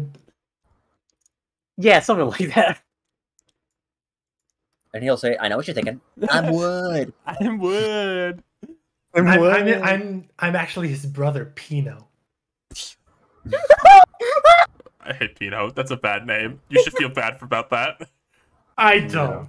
What do you all think about the Rabid Ghost Woman Twitter loves? Yeah, you know what means? Yeah. He looks pretty cool. Yeah, okay, here's the thing. I'm gonna level with everyone. Everyone's like, I can't believe people want to fuck the rabbits now. I disagree. I think it's important to say he wants to fuck the rabbits now. This is the final step of acceptance into your heart. I think it's just kind of a package deal. Like once they removed like the features, like I was talking earlier, like they can have like Cool Girl Rabbids character. And it's those same features that were like in the way of those two things. So you can't have one without the other. I think I'm making lemonade. I think they can like, you know, sort of like condition us into it. You know, I think that's possible.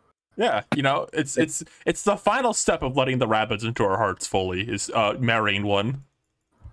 Right. I think I think we're gonna reach a point in society where like people will you can be attracted to Rabid Mario and it's like not even like an issue. Okay, like Cooper from Paper Mario? Cooper? What? Like if someone's like, oh, Cooper's my man. He's like my little man. Like Cooper from Paper Mario? Is that his name? What? Cooper's... I know that character is... No, I'm like equivalent. Like, you know, somebody like on Twitter was like, oh, Cooper, he's a dreamboat. Did that happen? I mean, no, I mean, maybe. I'm just saying it could happen now. It's a monkeys at typewriters situation. Let me type sexy Cooper on Twitter, on Google real quick. I don't think I will let you do that. Sasquatch Kid! No, wait, burger, but no! Sasquatch! That was a long one, and I accidentally pressed the button. Okay, I Sexy Cooper. There's a picture of Sexy Cooper. I'm not putting it on screen. The wonders of technology. Is it too Sexy Cooper? Yeah, it's too. I feel bad. It seems like it's someone's fan art too. Okay, yeah, don't humiliate someone on the computer. We could humiliate ourselves, but not someone else. I'm very excited for Mario Plus Rabbids. I don't really mind that this is kind of the new Mario RPG series. I think it looks fun. I think it looks beautiful. Yeah. I'm excited to check it out. Take what you can get. If it's not what you thought you wanted, that doesn't mean that you can't enjoy it. Let Rabbids in your heart. The first game's pretty good. I'm looking forward to playing this game once I eventually finish the first one. All right. I own it. All right. There's one more important piece of gaming news I want to talk about real quick. There was a leak. A leak. What is the leak? Viewers in the audience, if I may have your attention, there has been a listing on a few websites for Nicktoons Racing 3. 3? Yeah, that's right. Oh my gosh. Okay, roster predictions. Okay. Yeah. What was the second one? Zim. So there's been 3 of these like throughout the entire Switch era. Real quick, let me break it down. The first one only had SpongeBob, TMT, Hey Arnold, and Rugrats characters in it. That was the whole roster. Only characters from those 4 franchises. Okay. And then then they had Loud House. Yeah, the second one came out, and they added like a bunch of characters. They had like Rocco, Zim, Loud House, Danny Phantom, Jojo Suya was in it. It was about 30 characters.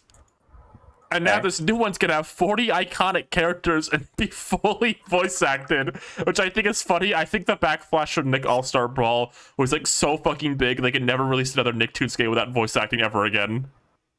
Ryan. Yeah? It's nothing. Yeah, I mean, that's gonna be pretty... Well, I mean, speaking of voice acting and backlash, actually. Yeah. So, they did kind of... They screwed up a little bit. Oh, we'll get there. Yeah, I know what you're talking about. But who do you want to see in Nicktoons Racing 3? Big Star Wars Day, everyone. I don't know. No, come on. You know so many Nicktoons. Come on. You gotta have one. Which Nicktoon would I want to be staring at, like, the back of their head? Yeah. While they, like, drive around in a little go-kart? Yeah. And they say, like, things? Mm-hmm. Cat Dog, because you're always staring at one of his heads. Who? Cat Dog. Because like even if you're looking at the back of his head, he has 2 heads. That'd be pretty cool, I think. It'd be like Double Dash. Yeah. That'd be totally retro. I want Pig, Goat, Banana, and Cricket all as separate characters. They have 4 separate slots on the roster. Yeah. The people will love it. I want CGI Tommy. Specifically like that. I think there should be a character called regular Tommy and then another character called CGI Tommy. Fix Tommy. Here was the roster for the second game, just for clarification. Put Okay, it right here as we talk about it. Alright, I want to see the Camp Coral version of Craig Mamelton. Okay, alright. In this game, as a playable character. That'll be like the equivalent of like when they had like the Yak from Ren and Stimpy in like Nickelodeon MLB. Okay. I think Asami would be cool. Asami? I think she belongs in here. Don't separate her from me. And then Zim can be like, "Yeah, I have learned today. Love is love." Yeah. I think they should have more Avatar characters driving around in like cars. I think that's always funny. Yeah. So I think they should at least have like, I don't know, like Azula. That's a funny character. Yeah, you know what? Yeah. I think all her voice lines should be really serious too. Like she should like hit SpongeBob with like a Krabby Patty. She should threaten murder with every breath. Yeah. Like, I hope you suffer, Sponge. Yes. And then it's always great to have like super serious characters. She knocks Chucky off the map and goes, "I hope your eternal pit of hell was waiting for you, baby." Oh my god. Aborted. Oh no. I hope they add I hope they add SpongeBob and Patrick from which one getting the best head. What the heck? Hold on. This needs context. A few weeks ago I was at the fucking like Mall of America like Nick thing, like the fucking amusement park in. I sent the tweet in the thing. Oh, okay. Yeah, just creek out that. Put that up. You think Asami will needs to see that? I love the SpongeBob statues, like Nickelodeon brand safe orange spots, so that he doesn't look like moldy cheese. Now hold on, how are we talking Nicktoons characters that be in this game, and we're not repping my good friend Nintendo by asking about Henry Danger getting in? Is Nintendo a Nicktoon? Is Nicktundo? He is now. I think we could have Henry Danger. I think that would be really cool. I think that would be so awesome. Why not throw in the bunny from the Thundermans too? You know, Seep. Why Alright, not? what? We should have. I want them to add. They should have Mr. Crocker from Fairly Otter. Okay, yeah, I agree. Let's see. I don't know, just so many great Nickelodeon characters. I think they're definitely gonna have Jenny. That's not even like a desire. That's just a prediction. No, By now they have to know how much people adore her. I've been keeping note of that. Jenny's been added to like the lineup of Nicktoons. They're okay, like promoting and nostalgia stuff now. She's in Smite, which we'll talk about in a second. Probably. Yeah, they're very aware she is money. I've looked through some of their like branding stuff on like their YouTube channel where they just like, here's this character drawn in this style. They're using Jenny for that again. Right. I think she'll certainly be in this. But let's talk about more important. Do you think Sheldon will be in this? Sheldon? Jenny, you remember him? Is his name Sheldon? Oh! Yeah, Sheldon! Geez, Jenny, do you think I can come to the Nicktoons racing with you? Oh, wow, Jenny. It looks like you're going to be doing Nicktoons racing. You know, that's pretty cool. I kind of like doing Nicktoons racing, too. It'd be funny if you could let me join. We could both drive in the same car together. I've never watched my life as a teenage robot, so when you said Sheldon and there was like 7 seconds of dead silence, I was like, Plankton? Well, what if Tuck got in? He's like, what? Jenny? The crappy item's about to hit me, Jenny. That is some good audio. Speaking of Sheldon, though, yeah, I think Plankton could be fun, or specifically Karen. Specifically Karen. I've been a big advocate for Plankton and Karen duo and Nick All-Star Brawl. Absolutely, I want to see loving couples talk. They should add in Plankton's son too. Yes, I think Karen isn't like getting it fair. I agree. Enough like Nickelodeon like spin-off material like this, like because her like role in like SpongeBob, like the cartoon, has like increased a lot over the years. She's like in probably over half the episodes per season now, isn't she? Yeah, she's like pretty much. They pretty much almost always have her in the mobile mode from the SpongeBob movie, so she can like go places now. So I think Nickelodeon spinoff material is underutilizing Karen. I agree. So you're totally right. I think we should. I want to see Karen. I do. That would be really fun. Have Plankton and Karen. I mean, that's the perfect way to get Plankton and Karen in any video game. Now, hold on. Do you think, and I mean, do you think there's a chance Big Nate could show up in this one? Hey guys, it's me, Big Nate. Marshall. You know, being in school is so lame. That's why I like to spice it up a little. Next With voice. What? You know, like. Hey guys, it's me, Big Nate. Can you imagine? Big Nate in the electric chair. Can you imagine? Can you imagine if like Doug was in this game when the trailer like overview voice was like guy was like, "Whoa, is that Doug?" When he was in the car driving, wouldn't that be cool? I think it would be cool if season 1 Doug showed up. What if Ginger from Ads Told by Ginger was in the game and she drove in the car? It was really cool. What if Jinjo? What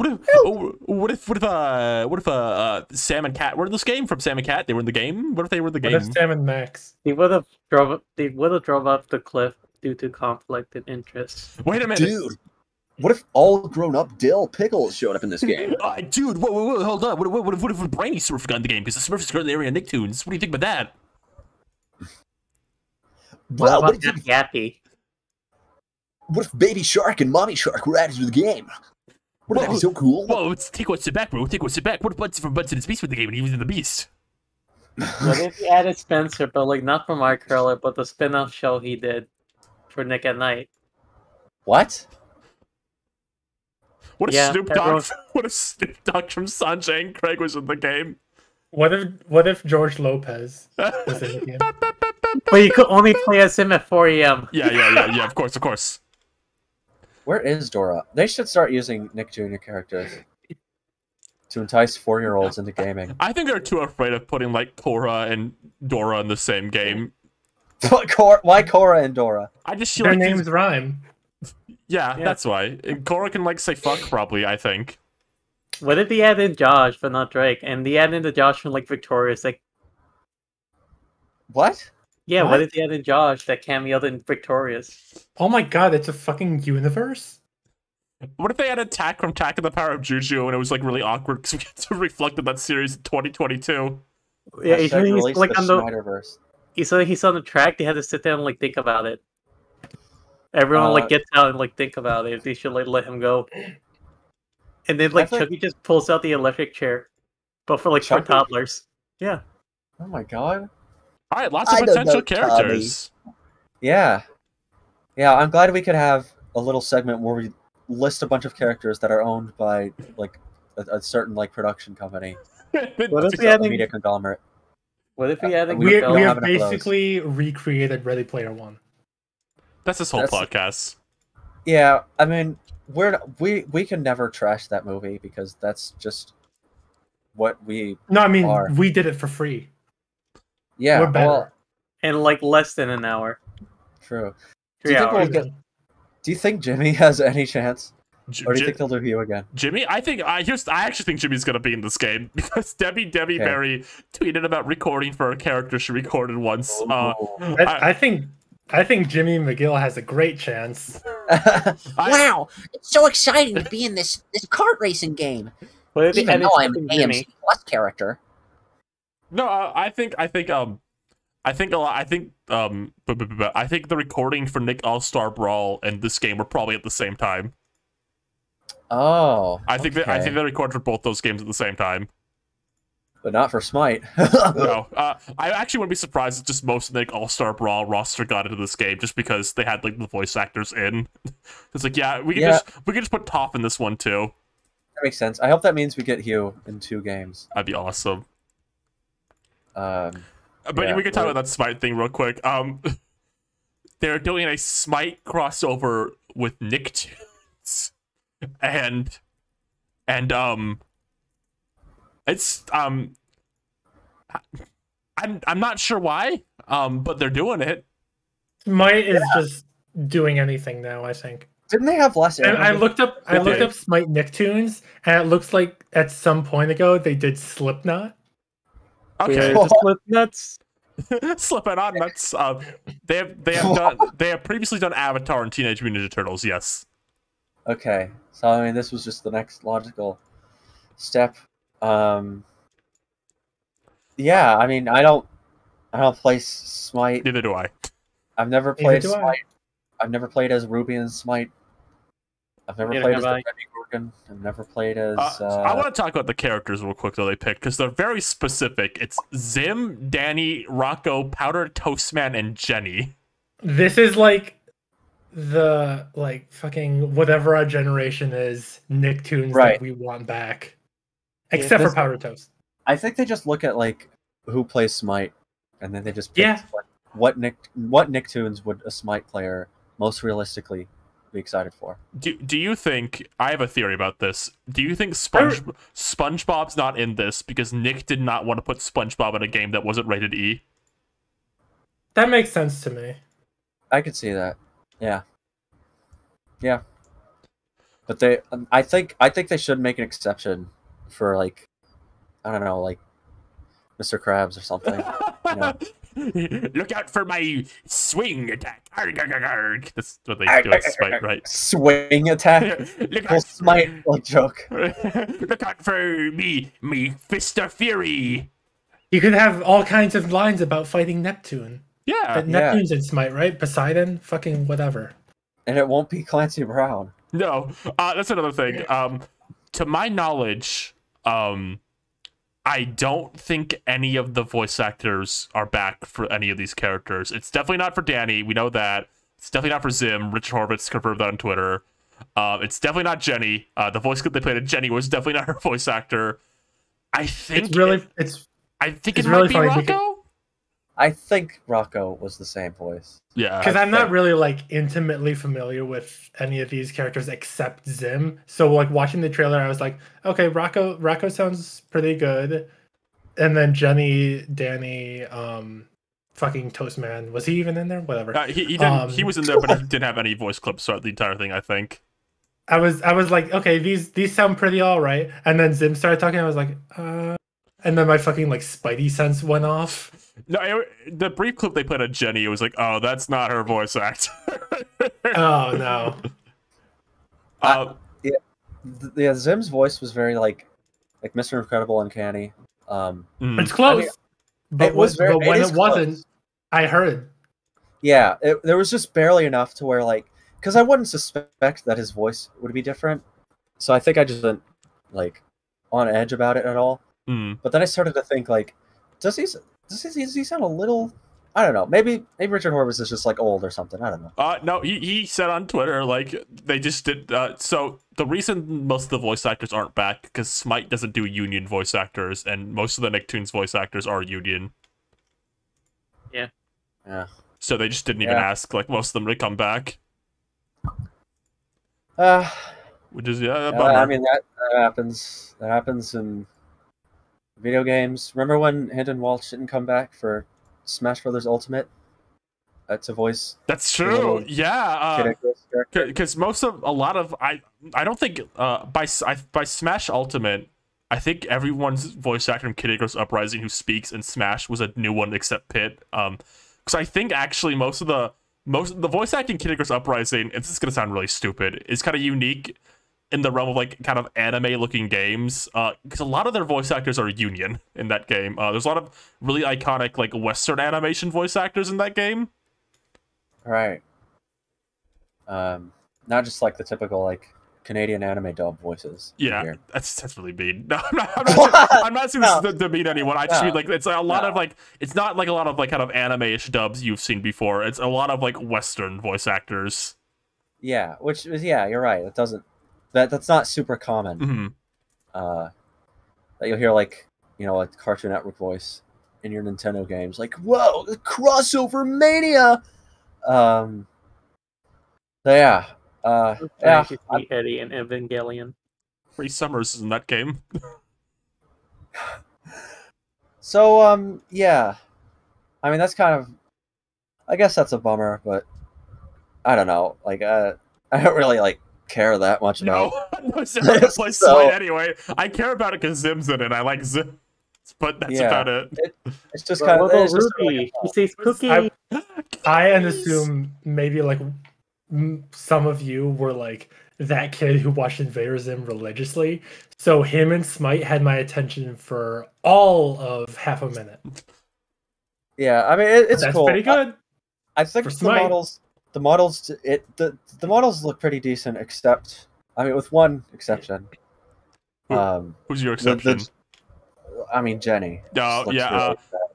I saw someone on Twitter say that the Jenny model in Smite was better than the one in Nick All-Star Brawl, and I think that's an insane. I think that's an insane take. I think Jenny in this game does not look very good. I'll give it this. It's got a better Danny model than Nick All-Star Brawl. Yeah, I think Danny looks good. I think Zim looks good.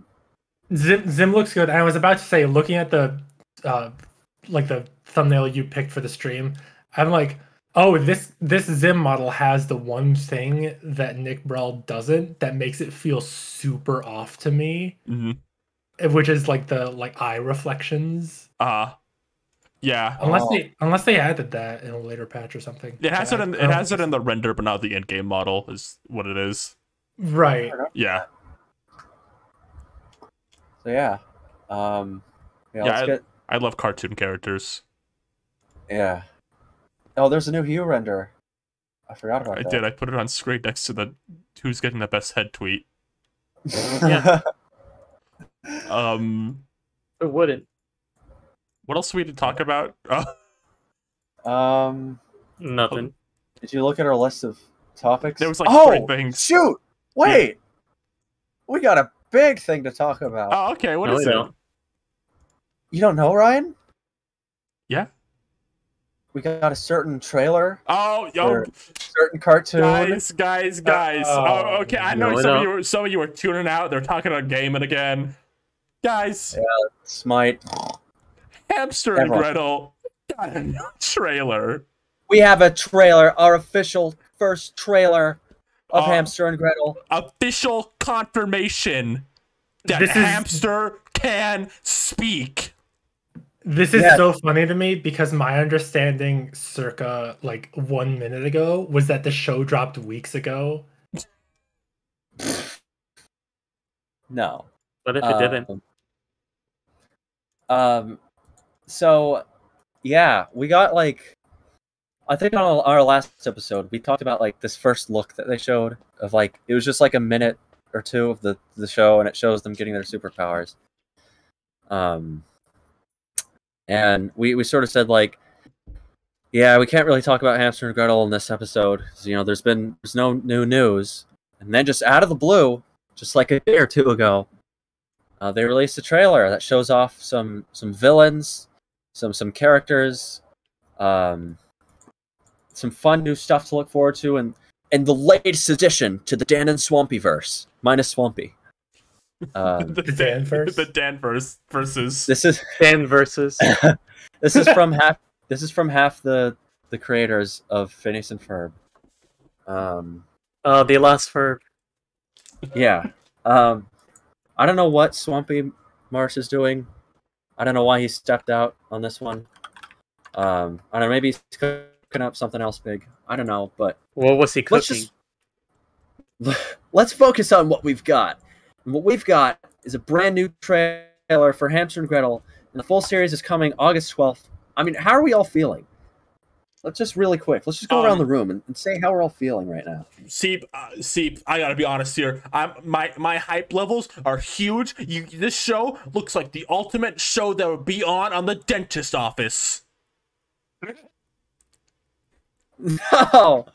I can't wait to go to a dentist office, turn to the screen, and Hamster and Gretel's on. Yeah. Can't wait to like log on to Twitter in like 2030 and go. I was always so scared by this show because it happened to be on while I was getting the teeth pulled out of my mouth. This is me as a kid who was born in like 2010. Yeah. What do you think, Seep? What do you think of it? Okay. What can I do? That's what Kevin says in the trailer. He certainly does. That's his line in the trailer. Did you like it? Yeah. Yeah, I like that Hamster is voiced by Launchpad McQuack from the DuckTales reboot. Okay. I like that Gretel is voiced by Dan Povenmire's daughter in her acting debut. I like that. I like that Gretel looks like a toothpaste mascot. Yeah. Yeah. That's the only thing. That's the only thing I describe this character as. This is a toothpaste mascot character. Literally, until you started, like I saw people talking about it, like I don't know, a month-ish ago. I didn't realize this was like a fucking Dan Povenmire show because it looked like that. This is the main character of the show. Like when the dentist is visiting your elementary school, and they're like, "Okay, I brought a special video in for you guys." And your teacher rolls up like the little like TV to like put the VHS in, and then it starts, and it's like a 5-minute short flash animated of this character like fighting the tooth monster. And like the dentist just in the other room while trying to steal like the principal's teeth will hop off on like, I don't know what you call it, helium? What the principal's teeth? Yeah. Trying to take his teeth. Yeah, you know, he has a collection, you know, he's like tries to take teeth. I think the show is really interesting in a lot of ways. I think I heard I guess I don't have like a source for this, but like I heard No, Dan Povenmire said this. Okay, Dan Povenmire himself. This came from his mouth. Are you friends with him or something? What? Are you friends with him? No, he just said this in like an interview. He said it in like an interview that like when they screened the pilot for this show, it was the most like well-tested Disney cartoon pilot since Phineas and Ferb, is what he said. I heard that too. I mean, how would he know? Because he made the show. Yeah, only those 2 shows. Well, I don't know, maybe he's lying, but he said that, okay? The point is, he said that. So, and I trust Dan. I trust Dan Povenmire, because he made Milo Murphy's Law. Is that why you trust him? I mean, among other things, but I mean, that's a big one. Among other things. Imagine creating Phineas and Ferb, which is, like, defined a generation of people, cartoon-wise, and it's like, he made Milo Murphy's Law, and some other things, I guess. Listen. In the trailer for this, they said from the creators of Phineas and Ferb. And what? They didn't say Milo Murphy? You're just going to disrespect Milo Murphy like that and not mention him in a trailer? You know that Dan made like the Holy Eucharist? What? Yeah, he made the Holy Eucharist. Eucharist? Yeah, you know. No, I don't. Isn't that the crackers? Crackers? Yeah, you know, you can only get them like at church. Like the church crackers. The crackers and the wine. Delicious Milo Murphy shaped graham crackers?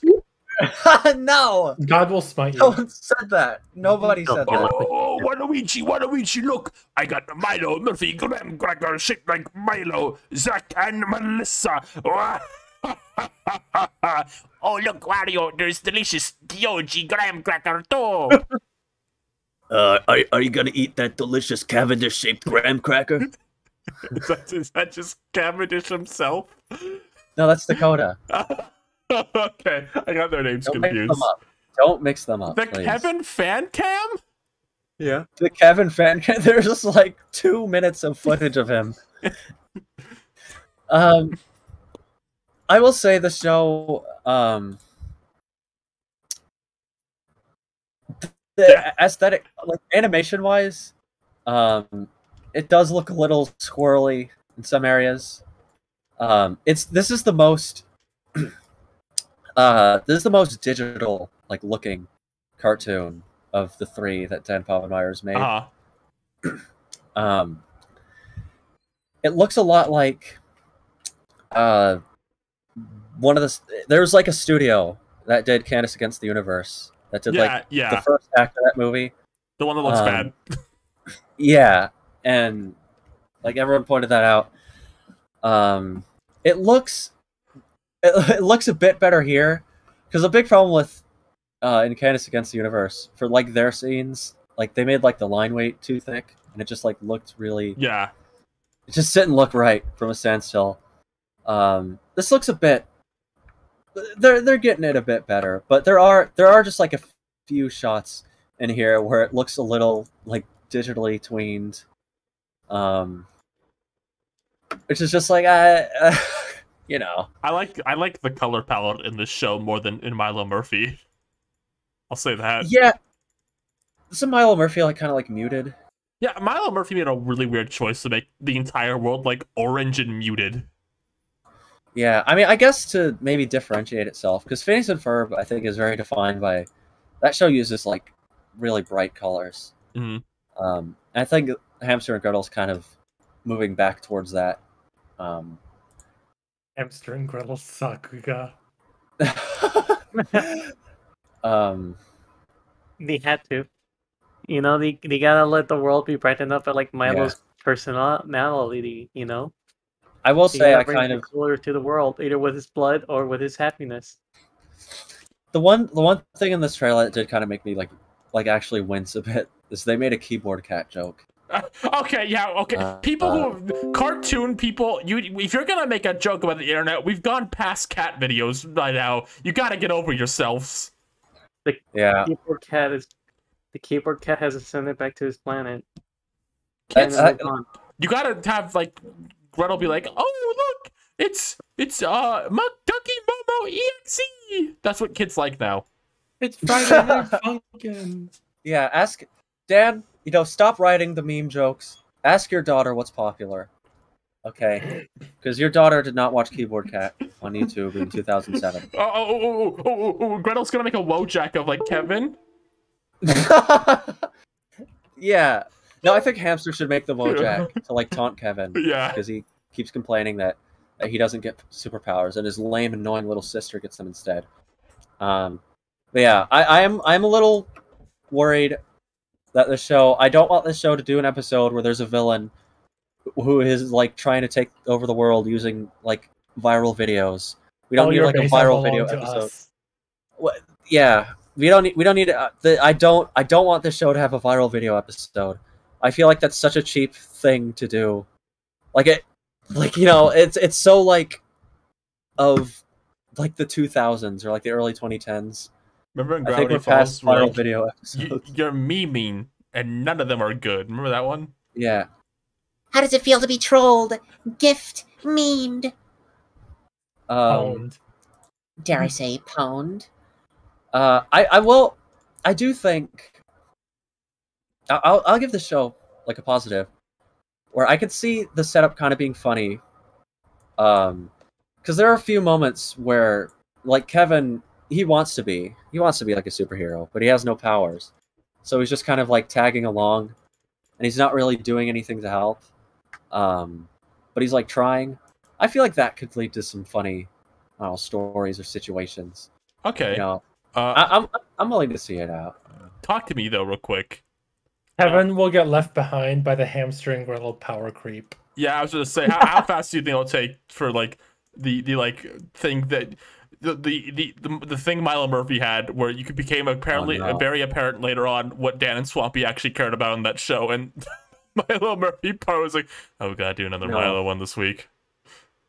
No, they're not gonna introduce like B characters voiced by Dan and Swampy. They're not going to do it again. I disagree. I think it's going to happen. It's like going nuts. This happened. We're not going to. Yeah, right when we started talking about this, it happened. We have to go back. But we're not. We're not going to get. We're not going to get two alien characters. I think Kevin will. We're not going to get two alien characters who show up, voiced by Dan Povenmire and Jeff Swampy Marsh, who like take over like the plot for half the episode. And they have like funny banter between them. No, that's not gonna happen. It's gonna happen. So Vegeta and Nappa. I was gonna make that joke. I was gonna say like, what if he like voice a character that comes from say like. I'm really glad one of us did. I was gonna say, what if he just Kevin just turns into a monkey? Like, oh, look at that! I'm a monkey now. I guess that's my heritage.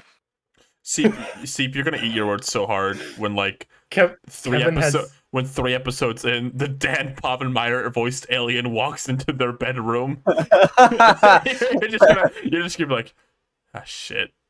There it comes. Yeah. No. Kevin has the right amount of cells, and Gretel does not. I have faith that won't happen. Because we already know Doofenshmirtz is going to be in the show, and he's going to be the character to take over. If we don't get another Doofenshmirtz take over this show, I'm going to be so upset. It needs to happen. I know. When the show gets greenlit for a season 2, the month before, like the week before it airs, my hands are going to be rubbing together, and I'm going to be like, we're getting that Doof story. We're getting that Doof where it, like they break his mind control helmet, and then he tries to be good. He's kind of like Zavok. It's gonna happen. He is. The Doof sirens. Sorry about that. My window's open. Why don't they just make a Doofenshmirtz show at this point? Funny thing, they've tried that like twice, and it failed both times. So I think that's why they don't just make a Doofenshmirtz show. Disney is up for them doing anything with Phineas and Ferb except making anything about Doofenshmirtz specifically. Disney hates that idea. Yeah, you can put Doofenshmirtz in any show you want. You can have Doofenshmirtz in like shorts, in like little bumpers on Disney Channel. You can do that, but you can't stretch it out to like longer than 5 minutes. Yeah, of its own show. Doof is like DD. He's a reformed bad guy. He keeps getting possessed. Yeah, that's just going to be the new Doof thing. That's how they're going to have him be a villain. They're controlling the Doof dosage. Doof dosage. That's like What if his hair just turns white for like an episode and they can't hurt him? What? Yeah, well, like, what if his hair just turns white for an episode and they can't hurt him? I don't know what that. What is that? Amanda, Ultra Instinct. Yeah, Okay. It's like, just like, from Shaggy from Scooby-Doo, Shaggy did that thing. He was like, oh, this is only like a percent of my power scoop. Doof, do not press this button.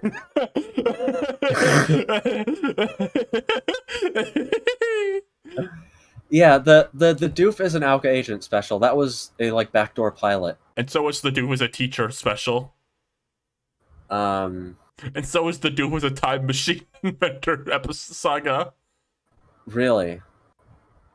So was Doofus your dad? That's Vanessa's life. I hope Vanessa shows up on this. Don't worry. I feel like they'll bring in Olivia to voice 3 lines again. Yeah, I feel like Vanessa. If we got Milo season 3, I think Vanessa would have shown up. I feel like we were just on the cusp. She did? Yeah, she did. Remember, she was at the beginning of one episode and then left. Oh yeah, yes. Oh yeah, she was. Okay, I'm thinking though. That's probably what I'm thinking. Like they'd have her. I think she would show up more. Olivia Olson speaks more in the Steven Universe episode where she sings on the radio than the character she plays in Milo Murphy's Law. Yeah. So yeah, I hope we get Vanessa. What other Dwampyverse characters do you want to show up? I think we're gonna have the Klimpaloon. I feel like that. I don't know why I feel like that would happen. Okay, start naming like Star Wars name characters. We're gonna see Grabo Babo. No, the Klimpaloon is a real character. Come on. We're gonna see Kit Fisto. I think we should see Rodney because he's like a supervillain, and this is a show about superheroes. What about the rabbit with the magical blender? Oh, Marty his magical blender is gonna be in it. Yeah. I lied. It was his musical blender. You're such a fake fan. Leave me alone. I don't need this. I don't need this right These now. are real, right? You're not fucking with me? Marty the Rabbit? Yes, we are! This whole podcast is fucking with you. We made up a game award! That wasn't real! We made it up! Django in like... Django? They brought back fucking Django? What if he was in this? The fucking Django? Yeah, Django, whatever his last name was. What would he do? Put his leg behind his head. Yeah. I think that he should be like aged up to like middle school age. Okay. I think the Phineas and Ferb character should be aged up like a year or 2. Okay. Skip. They have like a time skip. Yeah. And we could have a backdoor pilot for a new Phineas and Ferb series. What if, like, for one episode, like Doof and Perry are like there, and they were just randomly fighting, and they go into a machine, and they become like idols. What? And then you have these, they become like idols, and then like you get these segments where like they're like texting each other and like Twitter and everything. You can't bring the Phineas and Ferb K-pop AU into this. You're not doing this right here right now. That's a backdoor pilot. No, I'm ending it right here right now. All right. I'm putting a wall in front of you. You're so mean to me. I refuse to let you do this here right now. So mean. We're talking about moving on now. Was there any other news this week, or should we just move on to what we watched or played this week? What? And me and a friend have been selected to be part of like a preacher zine. Oh, cool. Yeah. When's it coming out? I don't know. Do you have the name of the zine? Can we say that? Yes. What is it? I'm sorry. It's PC Forever Zine. PC Forever Zine. Mm-hmm. It's a digital charity zine, and it's benefiting the Voice of Children. All right. Cool. Yeah. Sounds epic. You're in it. I know that. Ryan, you know what I just realized? Kelsey. Yeah. Steve. Do you think the bitrate is screwed up because of the scan lines on the new chat window? You think that might be it? I think that could. It was only like that for a few minutes. It's fine again. Yeah, but I'm just saying, like, maybe. I'll keep it in mind. Yeah. Yeah. I'll probably make a version without the scanline then. Yeah, or just like zoomed in more or something. Someone in the chat said Rise of Gru happened. I need to level with you. I did not see Rise of Gru or Lightyear. I'm pretty sure none of us saw Rise of Gru. No, I'm sorry. I have to admit to chat, like, you know, Rise, like, Gentle Minions trend, all that. Yeah, I get it. And we might end up talking about it at some point. But we are waiting. This is a movie. We're going to wait till this gets dropped on, like, Peacock and then dumped on, like, a pirate website until we're watching it. I'm sorry. I think I speak for all of us when I say that. We're waiting until the story is complete and we can understand the Rise of Gru's place in. Yeah. Like how you met Goku. Yeah, I'm not paying. I'm just not paying like $50 to watch Rise of Gru. I'm just not dying to see it like that. It's just the fact. I can wait. I can wait. You can wait. But you would for like Pulse of Fury though. You will go to theater to see Pulse of Fury. Yeah, you have to go see that. I know Steve told me so many times that like he's been waiting for it for like for years and years and years. You know, he's been like really into it. You know, he told me on like drawing a blanket like, you know, I would like to see Pulse of Fury. You know, I've been waiting for a long time for this. Hey, I hate this because yeah, that's kind of true. I feel like that might be kind of true. I want to say real quick. I want to ask chat. Before we get into what we played or watched this week. Where's your minion bias at? I just want to know what everyone's like favorite like minion shape is. Like, are you a one-eyed comb hair type minion? Are you a two-eyes comb hair type minion? One eye messy hair? You know, there's kind of the default minion shape. I just want to know where your minion bias falls. Everyone chat right now. Blue eyes, white minion. There's 44 of you in chat. I'm going to count every message and I refuse to move on until I get a response from all of you. If you choose tall and thin, you're a freak. I don't know. Kevin's kind of. That's Kevin, right? Yeah. Why is it called tall and thin? Why did they label it like that? I labeled it like that. He's tall and thin. He is. Why? He's the tall and thin minion. He is. Why are you? That's what he is. I'm sorry. You're counting every message, right? I'm counting them. I'm making sure everyone says something. They refuse to move on until all now 46 of you comment what your favorite minion type is. I said my favorite type. I saw Amanda. I'm ignoring it. Well, that's just tall. No, that's not tall. I kind of like Bob. You like Bob? You like when he goes? Probably.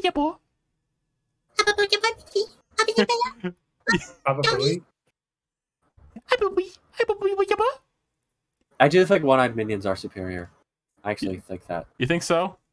I think we should gouge out an eye from all two-eyed minions. Oh my god! They would be better off. Someone in chat was asking, is there one-eyed fat? No, the tall and fat minions do not only have two eyes. I checked.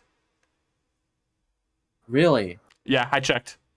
They're skimping out on the possible minion combinations. Yeah, I know. They're intentionally limiting themselves.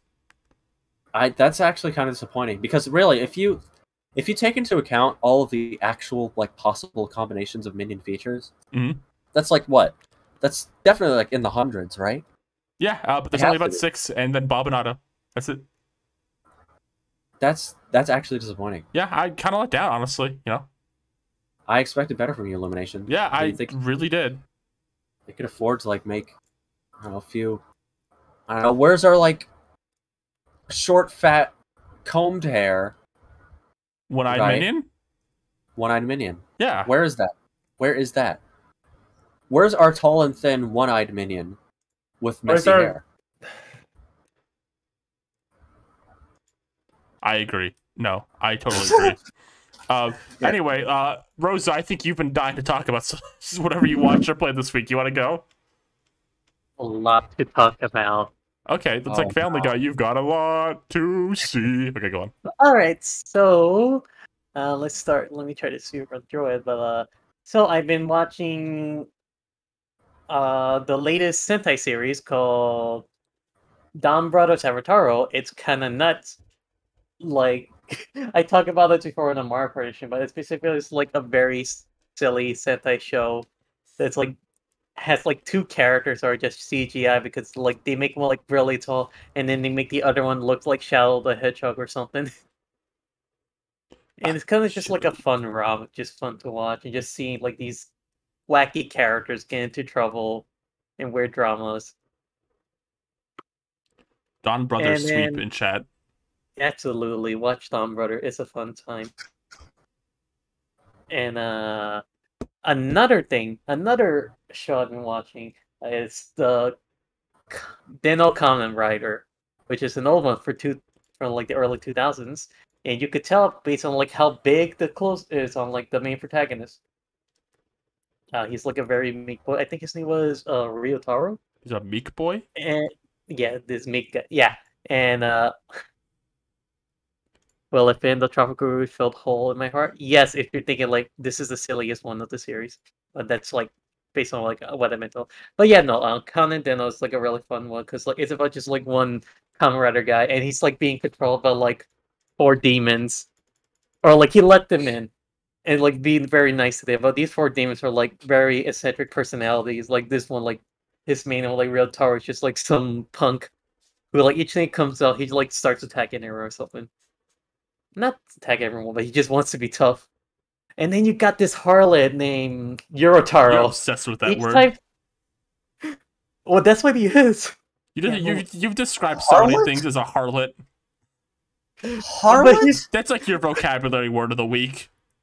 Blame Naomi for that one. But no, Yorotaro is hilarious because like each time he possesses like Rio, he like starts going on dates with like 100 women in like one night, and he just comes back home like nothing happened, and he just has pictures like, oh, okay. And then we got Kinotaro. He's like really fun. He's like this big, strong guy that just like wants to fight everyone, but to see how strong they are. Like he's really nice and kind. He's a good guy. I like this guy. And then you got this insane one named like Ryotaro, like this purple one, and like each time he possesses him, he starts breakdancing and possessing people to make them breakdance too. It's kind of nuts. That's in Ratchet and Clank. Yeah, it's a fun time. And now to my Precure thing. I also blame Kel for my new interest. So for my Precure watch, I finished both Smile and Star Twinkle. Those are 2 drastically different series and like themes and vibe. But they did left me emotionally dead. You want to talk about the Jester ass you liked? I didn't like it. What? There was the Jester, in one scene he had a flat butt, and the next one he had like a plump one, and then Rosa kept talking about it. Listen, I'm like watching it, and they're like, why did he make his ass flat like that? It's his secret ability. It's foreshadowing. Yeah. Foreshadowing at the end. Yeah. Sequel hook. He's post-credit scene. It like shows it even bigger, and then cuts to black. Oh, and then the baby Precures walk by with the binky in their mouth, and they go, "Sequel." Will you make it for me?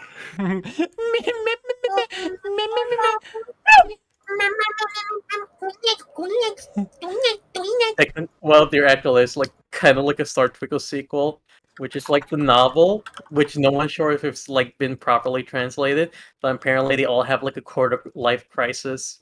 That's good for them. If you're asking about the baby Precures, Smile Precure team has been turned into like babies twice. Unfortunate. I mean, the good news is they never went on a inside someone's body adventure episode, so that they haven't done it all yet. They still got like things to do. They still got things to do. But no, Star Twinkle was like a very sweet time. I like really love how like they developed those characters and their dynamic, and how like it actually like concludes. That one was a really fun time. I think like one of my favorite characters from that one is just like Elena, because like it feels like they really just like love this character and they gave her a lot, and like it's very sweet because like this is also like a character who's both Japanese and Mexican, which is like really, really great that they did that. And I think Precure should do that again. And we also saw like the Star Twinkle movies. The movie, they go on a super space adventure, and then they a baby. They make a. Okay, that sounded really bad. They don't make a baby. A baby turns into both of them at the same time. Yeah, a baby turns into them. Yeah, baby turns into them at the same time. Yeah, like Hikaru and Lala like finds like a little star from space, and then they like take care of it. They took care of it, and then it just like imprints on them, and it like turns into both of them. Yeah, that sounds not as bad as what I was saying. Yeah, and it just has like the most Super Mario Galaxy ass ending ever. Like it was just, I feel like it was gonna tell me that you unlock Luigi. The Precure movies are all for babies at the end of the day, so they have a gimmick where you like get a wand before you go to the movie, and you wave the wand during like important. Oh yeah, walks up. It was. Yeah. No. Here's my idea. I think every movie ever should have like a waving wand. You get into it, so like they should like redo the Joker, and like in the scene where he shoots the guy, we should all wave our wands. I think Joker 2, on top of like being a musical, yeah, should have like a wave your wand. It should have. It should just have interactive elements in general, like the movie loves. Get what you fucking deserve. Uh-oh. Yeah. They should have like the sniffing cards like Rugrats Go Wild did. They should have that and the wand. Yes, they should have every movie feature. This needs to be like the most jam-packed movie of all time. It needs to be 3D also. Yeah. Yes. Absolutely. Joker 2 in 4D with smell-o-vision. He points his No. And you see that thing that one Pokemon movie did where there's two versions of the same movie airing at the same time with slight differences. There's like Joker Black and Joker White. Oh my god.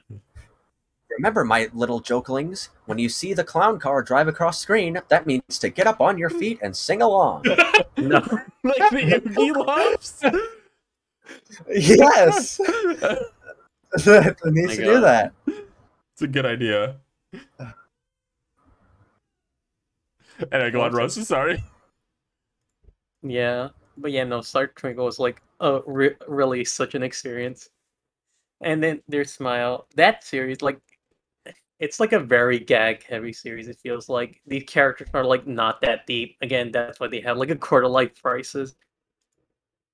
But like when they really decide to have like an emotional episode, they'll have it and just like put into the ringer. The ending is like nearly every Precure experience, so like the end of the world, and then they experience it and then get punched down. It's like, what the hell? We should probably. I don't know how to explain it. Rosa, it just feels. Rosa, I'm gonna put the brakes on you just in case people don't want to get spoiled. Actually, I was thinking about that right now. Maybe you should break it so in case you want to watch it. Okay, all I can say is, holy shit! How the hell? How this Scrimmel season got that heavy by the end is just like impressive. I mean, that's what happened in all my favorite Scrimblow shows. Yeah, that's true. Oh, that's true. That's true. It's just that it wasn't built up. All right. I'm glad you've been enjoying your shows, your Scrimblows. Also, rest in peace, Wolferum, you sexy bitch. Oh yeah, I'm sorry about that. Your loss. What about you, Seepar Amanda? Did you two watch or play anything this past week or so? I watched the new Beavis and Butthead movie. Oh, well, how was it? It was actually pretty good. Okay. I'm surprised by... I always assumed Beavis and Butthead was something that, like... I don't know... I guess I've always viewed it as, like... That's kind of, like, before my time. Like... It seems very much of, like, the MTV sort of era. Like, yeah. Like, it was made for that. I just kind of assumed it would be something that, like... I probably wouldn't get it that much. But I think it's actually pretty funny. I've seen the first movie and then this movie that they just released. Yeah, I think it's just funny, I guess. Like the whole joke with Beavis and Butthead is that they're like these disgusting, like horrible guys. These like really like horny, weird teenagers. Mm-hmm. but like everybody around them doesn't fully realize that, and they kind of think they're like nice boys a lot of the time. So they get into like crazy situations. Because like people don't, I don't know, people don't realize that they're just like stupid and they don't know what they're doing. So like us. Yeah. It's interesting. It's very like, a lot of the humor is pretty like lowbrow, I guess. But it's also, I don't know, it feels like self-aware in a way. I don't know. I think it's pretty funny. I think if you like comedy, then you might like that movie, Beavis and Butthead. These horrible, ugly characters. Yeah. And there's gonna be like a new TV show or something. I don't know. But yeah, I mean, I guess that's all I could really say about it. It was funny. Yeah. Some of the animation was cheap looking, but I was like Phineas and Universe. Yeah, it's just a little. I mean, like the original show wasn't like expensive looking by any stretch, but I guess it just looks cheap in like a modern way, where I'm just kind of. I guess I'm less charmed by it than it would be like a cheap looking like cell animated cartoon. Yeah, but like it's still pretty decent. All right, visually, I guess. Yeah. What about you, Amanda? What about you? Right now, I've been in the middle of like a full reread of One Piece, so that's been fun. Did they find it yet? What? Did they find it yet? No, but currently, like we're like just past the middle of like 5-week break, because once Oda comes back, it's like we're in the fucking end game actually. When they find they're gonna find the One Piece and Dr. Doofenshmirtz will be in there. It's like, I know, I'm in this story now. Yeah, God tier foreshadowing. Yeah. Is that what they do in that show? They just try to find it the whole time? I mean, it's like an overarching thing. It's more about the journey than the destination. Yeah. Not really that either. I can't. Is it like how in Aqua Teen they solve mysteries, but it doesn't actually happen in any of the episodes? Not exactly that either. The one funny thing is they never actually like steal people's shit. Like the one time they do, like they're like, okay, we're gonna get this gold. They wind up like beating the island's bad guy, and everyone's like, holy shit, we have to take all this gold, and they're like, oh, we gotta get out of here, we're stealing it, and that's really funny. Anyway, besides that, I've been on like sort of like classic Sonic kick, I guess, because I was at my girlfriend's place and she has like fucking Sonic Jam on Saturn. I was like, oh, this is a good opportunity, because I've been like, my first impressions of these games from years ago, I was like, does that still hold up? And I play them and I'm like, yeah, I was right the first time, because I love Sonic 3 and Knuckles, fucking love it, and I never want to play any of those other 3 games again. It's so funny. Don't you love Marble Zone? It's good, actually. No, everyone said it was bad. It's wrong. I'm gonna shut up. Actually, Marble Zone wasn't terrible. I can't say that. People are gonna clip me on Twitter and destroy me. Yeah, Sonic 1. I think everyone's pretty agreed on Sonic 1. It only has like the one green hill, and everything else is just like whatever. Sonic CD, I have to respect it. It goes in like such a crazy direction that it's just not for me. But I have to respect the ambition. I hate Sonic 2. Right. I don't think there's anything. You hate it? I very much dislike it. I never want. It doesn't do anything good that 3 and Knuckles doesn't do better. Why does that make you hate it though? Not okay. That's a separate issue, because like Sonic 2 just has like, lack of a better word, just cheap shit. Like stuff that I think relies on like the idea of you're supposed to replay the game and memorize how shit goes, I don't like that. I want the game to be good the first time when you don't have shit memorized. Mm-hmm. Okay. And like once I started like looking at like zone by zone, it's like Emerald Hill is good.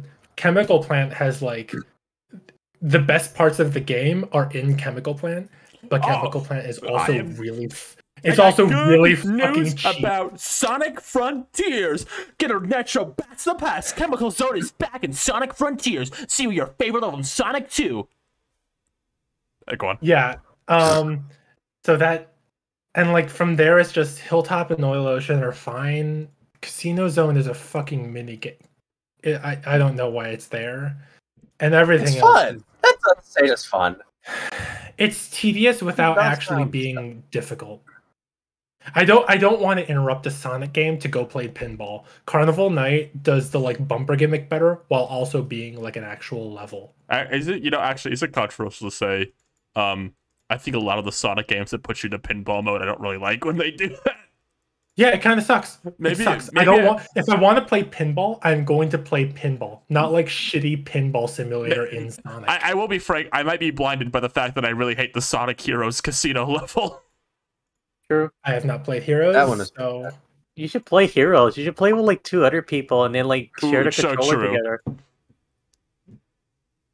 Anyway, Sonic 3 and Knuckles is fucking phenomenal. Sonic 3 Air is great.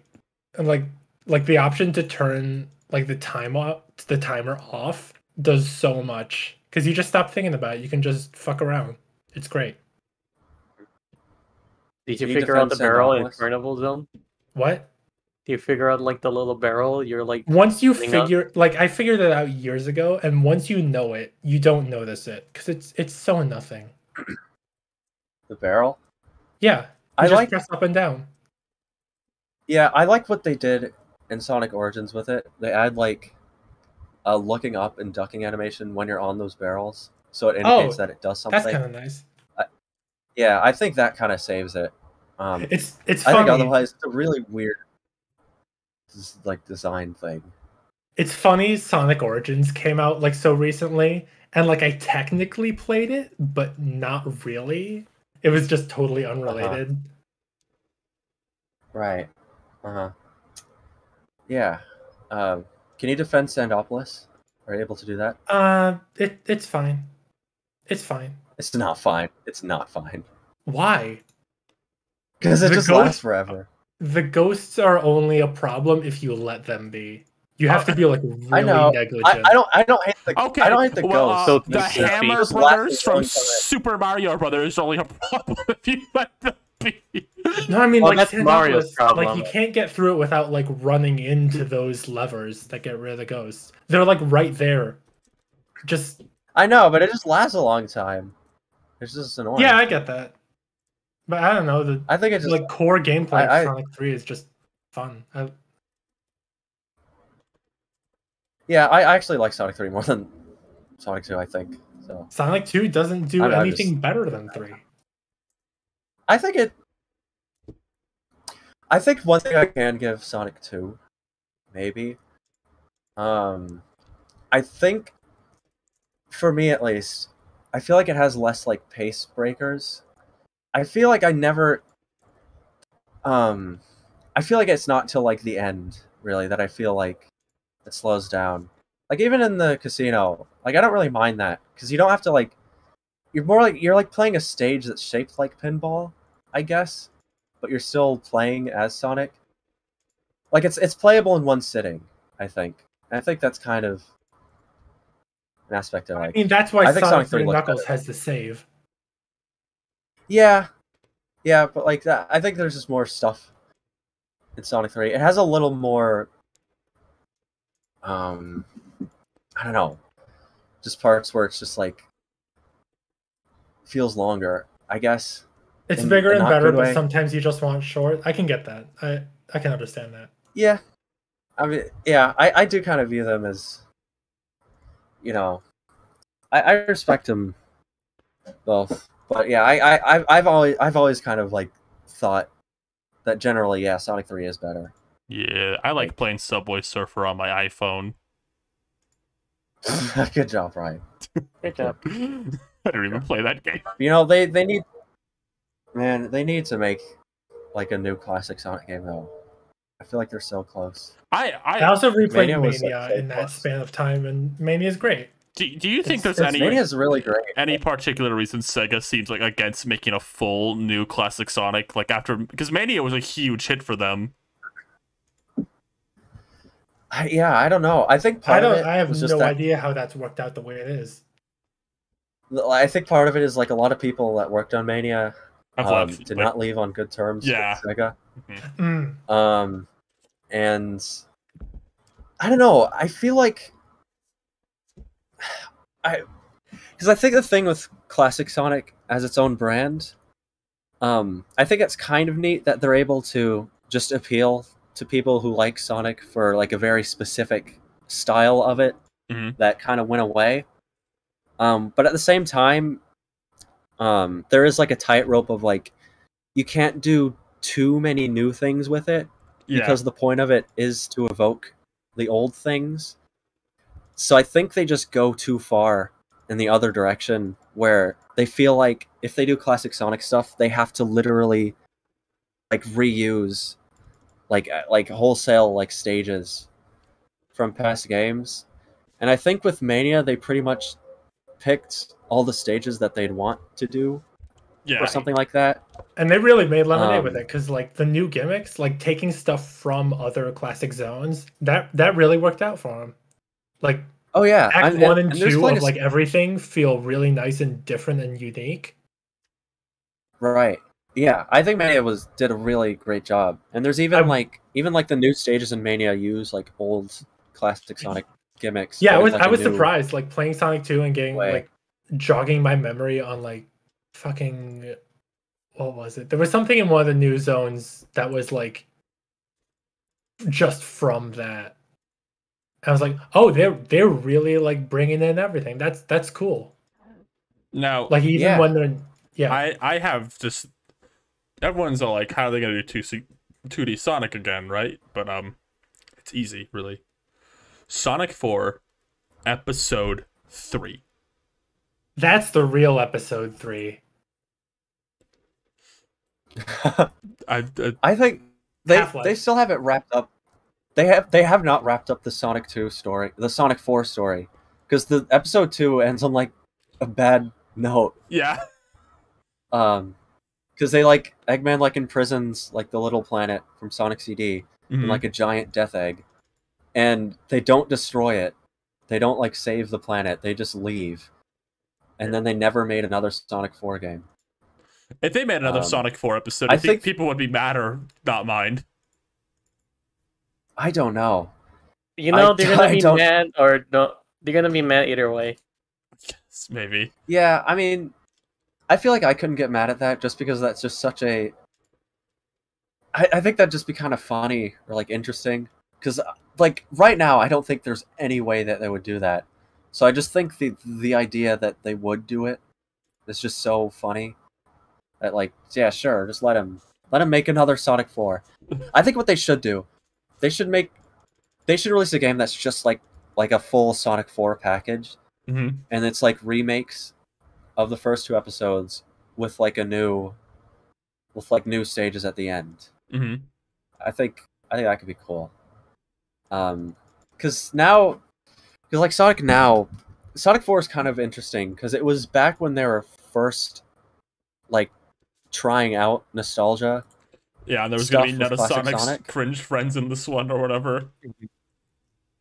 Yeah. And it's interesting now that if they'd made today a game called Sonic the Hedgehog 4, I think they'd handle a lot of things differently. Like, I don't like Sonic's design is a big one, I think. Yeah. Like it's kind of like, looking back, it's kind of interesting they made a classic Sonic game with like the modern design, because now it's like there's such like a split between them.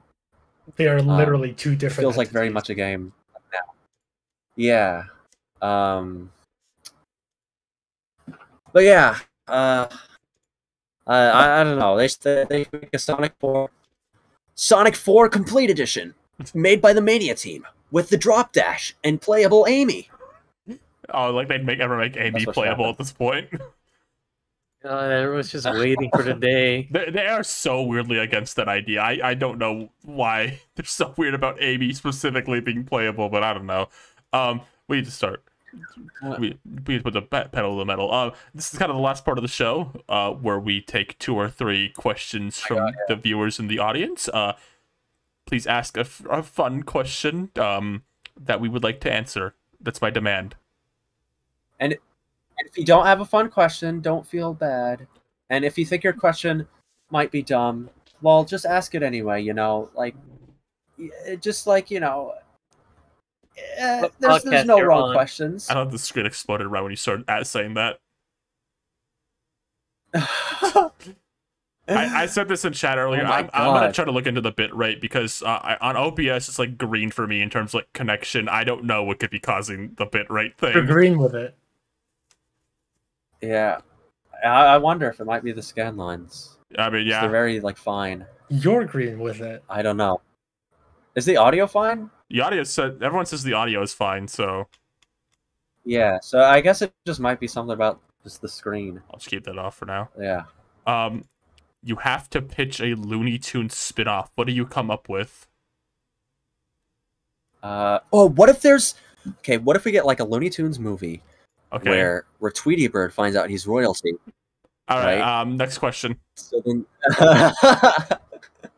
Bugs and Daffy's broken marriage. What if we get a Looney Tunes movie where Tweety finds out he's an alien and fellow members of his species come to Earth to tell him to destroy it? And then at the start, all the Looney Tunes live in a house together, and they go, "It's a brick." Yes, it's a brick house. You lost me instantly. And then Sylvester keeps tricking Tweety into doing things for him because he thinks it will like make his alien family come down. And then the Tweety's actual alien family comes out at the end, and they sing, "We are family." Yes. And then the credits goes, "I'm gonna shine a star, no matter who you are." I agree. I have no fucking idea what that was. I was just doing Dragon Ball. What happened to Seep's clone from season 1? Did I have a clone? No, that was just your skin. We almost had to make another one. Talking about skin of Seep? Yeah. Yeah, I actually left Skin of Seep back on Earth. Yeah. So that's why we haven't heard from him in a while. Yeah, he's just like kind of like taking Seep's place. It's kind of like the skin. It's like how they didn't bring Margaret. Hasn't even noticed. They didn't bring Margaret to space. But they brought Eileen. And then she didn't say anything for like 80% of the episodes. Actually, no, I'm counting the question. Why did they bring Eileen to space? Like, they went out there to make sure she came, and then she had like 3 lines across like 20 episodes. Did she have 3 lines? I thought she barely like did anything. She talked a lot. She talked on the Halloween episode where she was dressed as Samus. Okay. The hell are you talking about? And regular show. Remember they went to space regular show. Oh. They go to space again, and they bring Eileen, and like they went out of their way to bring her, and she's like on this like level of high five Ghost. Yeah, I barely ever watch regular show, let alone that far in. I guess so they could justify Wriggling as much as possible. Okay, that's fair. Maybe. They already have. Yeah. If you had to pitch a new Nicktoons crossover video game, what would you come up with? Nicktoons and Looney Tunes. What would I come up with? Fighting game. Like for like the kind of game? They've kind of covered a lot. They've done the kart racing. They've done it all, really. Oh, they did a fucking fighting game. Why did I say fighting game? Yeah. Well, that's just kind of the first thing that would come to mind. I think the best thing to do at this point was just to do like another kind of adventure type game like they did on the GameCube with all the characters. Just another one of those. They haven't done that in a while. All the warriors. World of Light. And they'd have oh my god, fucking Nicktoons Warriors in chat. Yes. Shit. Nicktoons Warrior. That would actually be kind of awesome. Oh, I kind of want to answer this one. Oh, go ahead. No, they can't do Nicktoons Warriors because there's no people in armor with swords. I don't know. You got some Avatar people. You got your Ninja Turtles. SpongeBob can morph his body into whatever he wants. He can have like spatula hands. Yeah, Toon Force. And then Jimmy can have, then like Danny could have like beam, like ghost beam sword, and then Jenny. Zim can do shit. Yeah. I still want them to do Kirby Warriors. I feel like that's such a sleeper hit that they're just. Kirby fans would eat that shit up. I think. Someone in the office needs to bring that up. In some office somewhere. I don't know which office it has to be to make it happen. But some office. I wanted Avatar: The Last Airbender golf as a kid. What? What? Why that? I'm just imagining that kid. Like, what kind of kid? I just noticed that was Xander that said that. Yeah. I think that makes a lot of sense. I think that that adds a whole new layer to that comment. We're talking like I'm up to golf. Rosa, what do you want to answer? Do they even have that show in Canada? Oh, someone's asking about like this someone's asking. Snob164 said, so this is a little question, but I have been told that Kira Precure has no fight scenes at all. So right, how did that work? They do have fight scenes. The thing is, they just don't punch. They use like their whips instead of like their fists. Like their wands and everything. They're all zoners. Yeah. Did they go except for except for Jalala.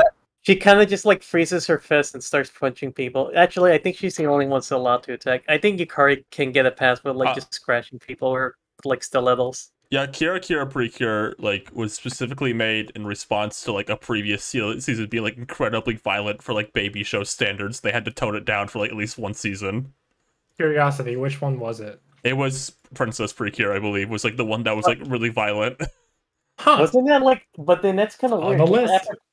After Princess Precure, it was like a Maho Precure. So, I mean, I probably just took a while to like apply it because Maho was probably in development already. Oh yeah.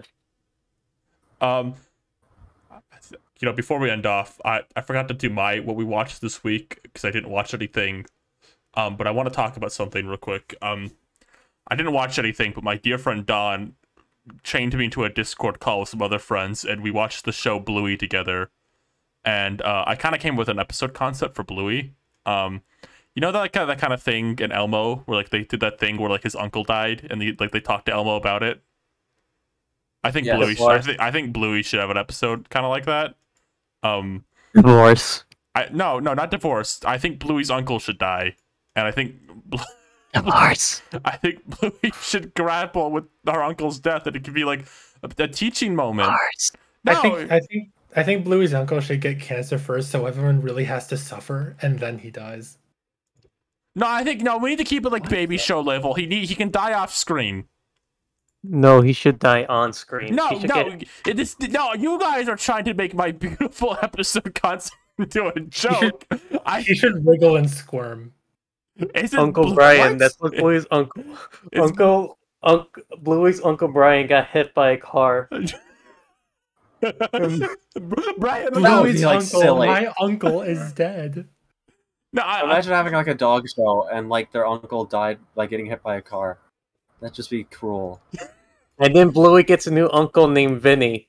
And then Bluey has to go back in time to stop her uncle from dying so Vinny can't join the show. What is that Discord message on the bottom left there? Oh, that one? I put it on screen earlier and then shrunk it because it was taking up too much. Yeah, I didn't get to read that. Yes. Okay, of course. The sus guy. Yeah. Hello, everyone. Now, before we show you the pretty Kira animation today, I would like to remind you to be considerate during your surroundings. Try not to hit others. Do you like that? Thanks, Marge. All right. Another successful podcast episode.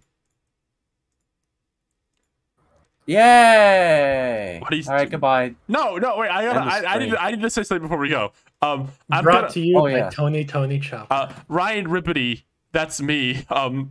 We'll be streaming again tomorrow with socks from Twitter. That's what they're from. We're gonna be playing a card game.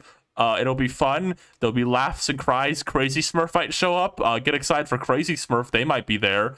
Yeah, don't miss it tomorrow. Brought to you by Chopper. Shoot, we didn't talk about cocaine. What did you say? We didn't talk about the Smurfs kart racing game. I'm stopping stop streaming.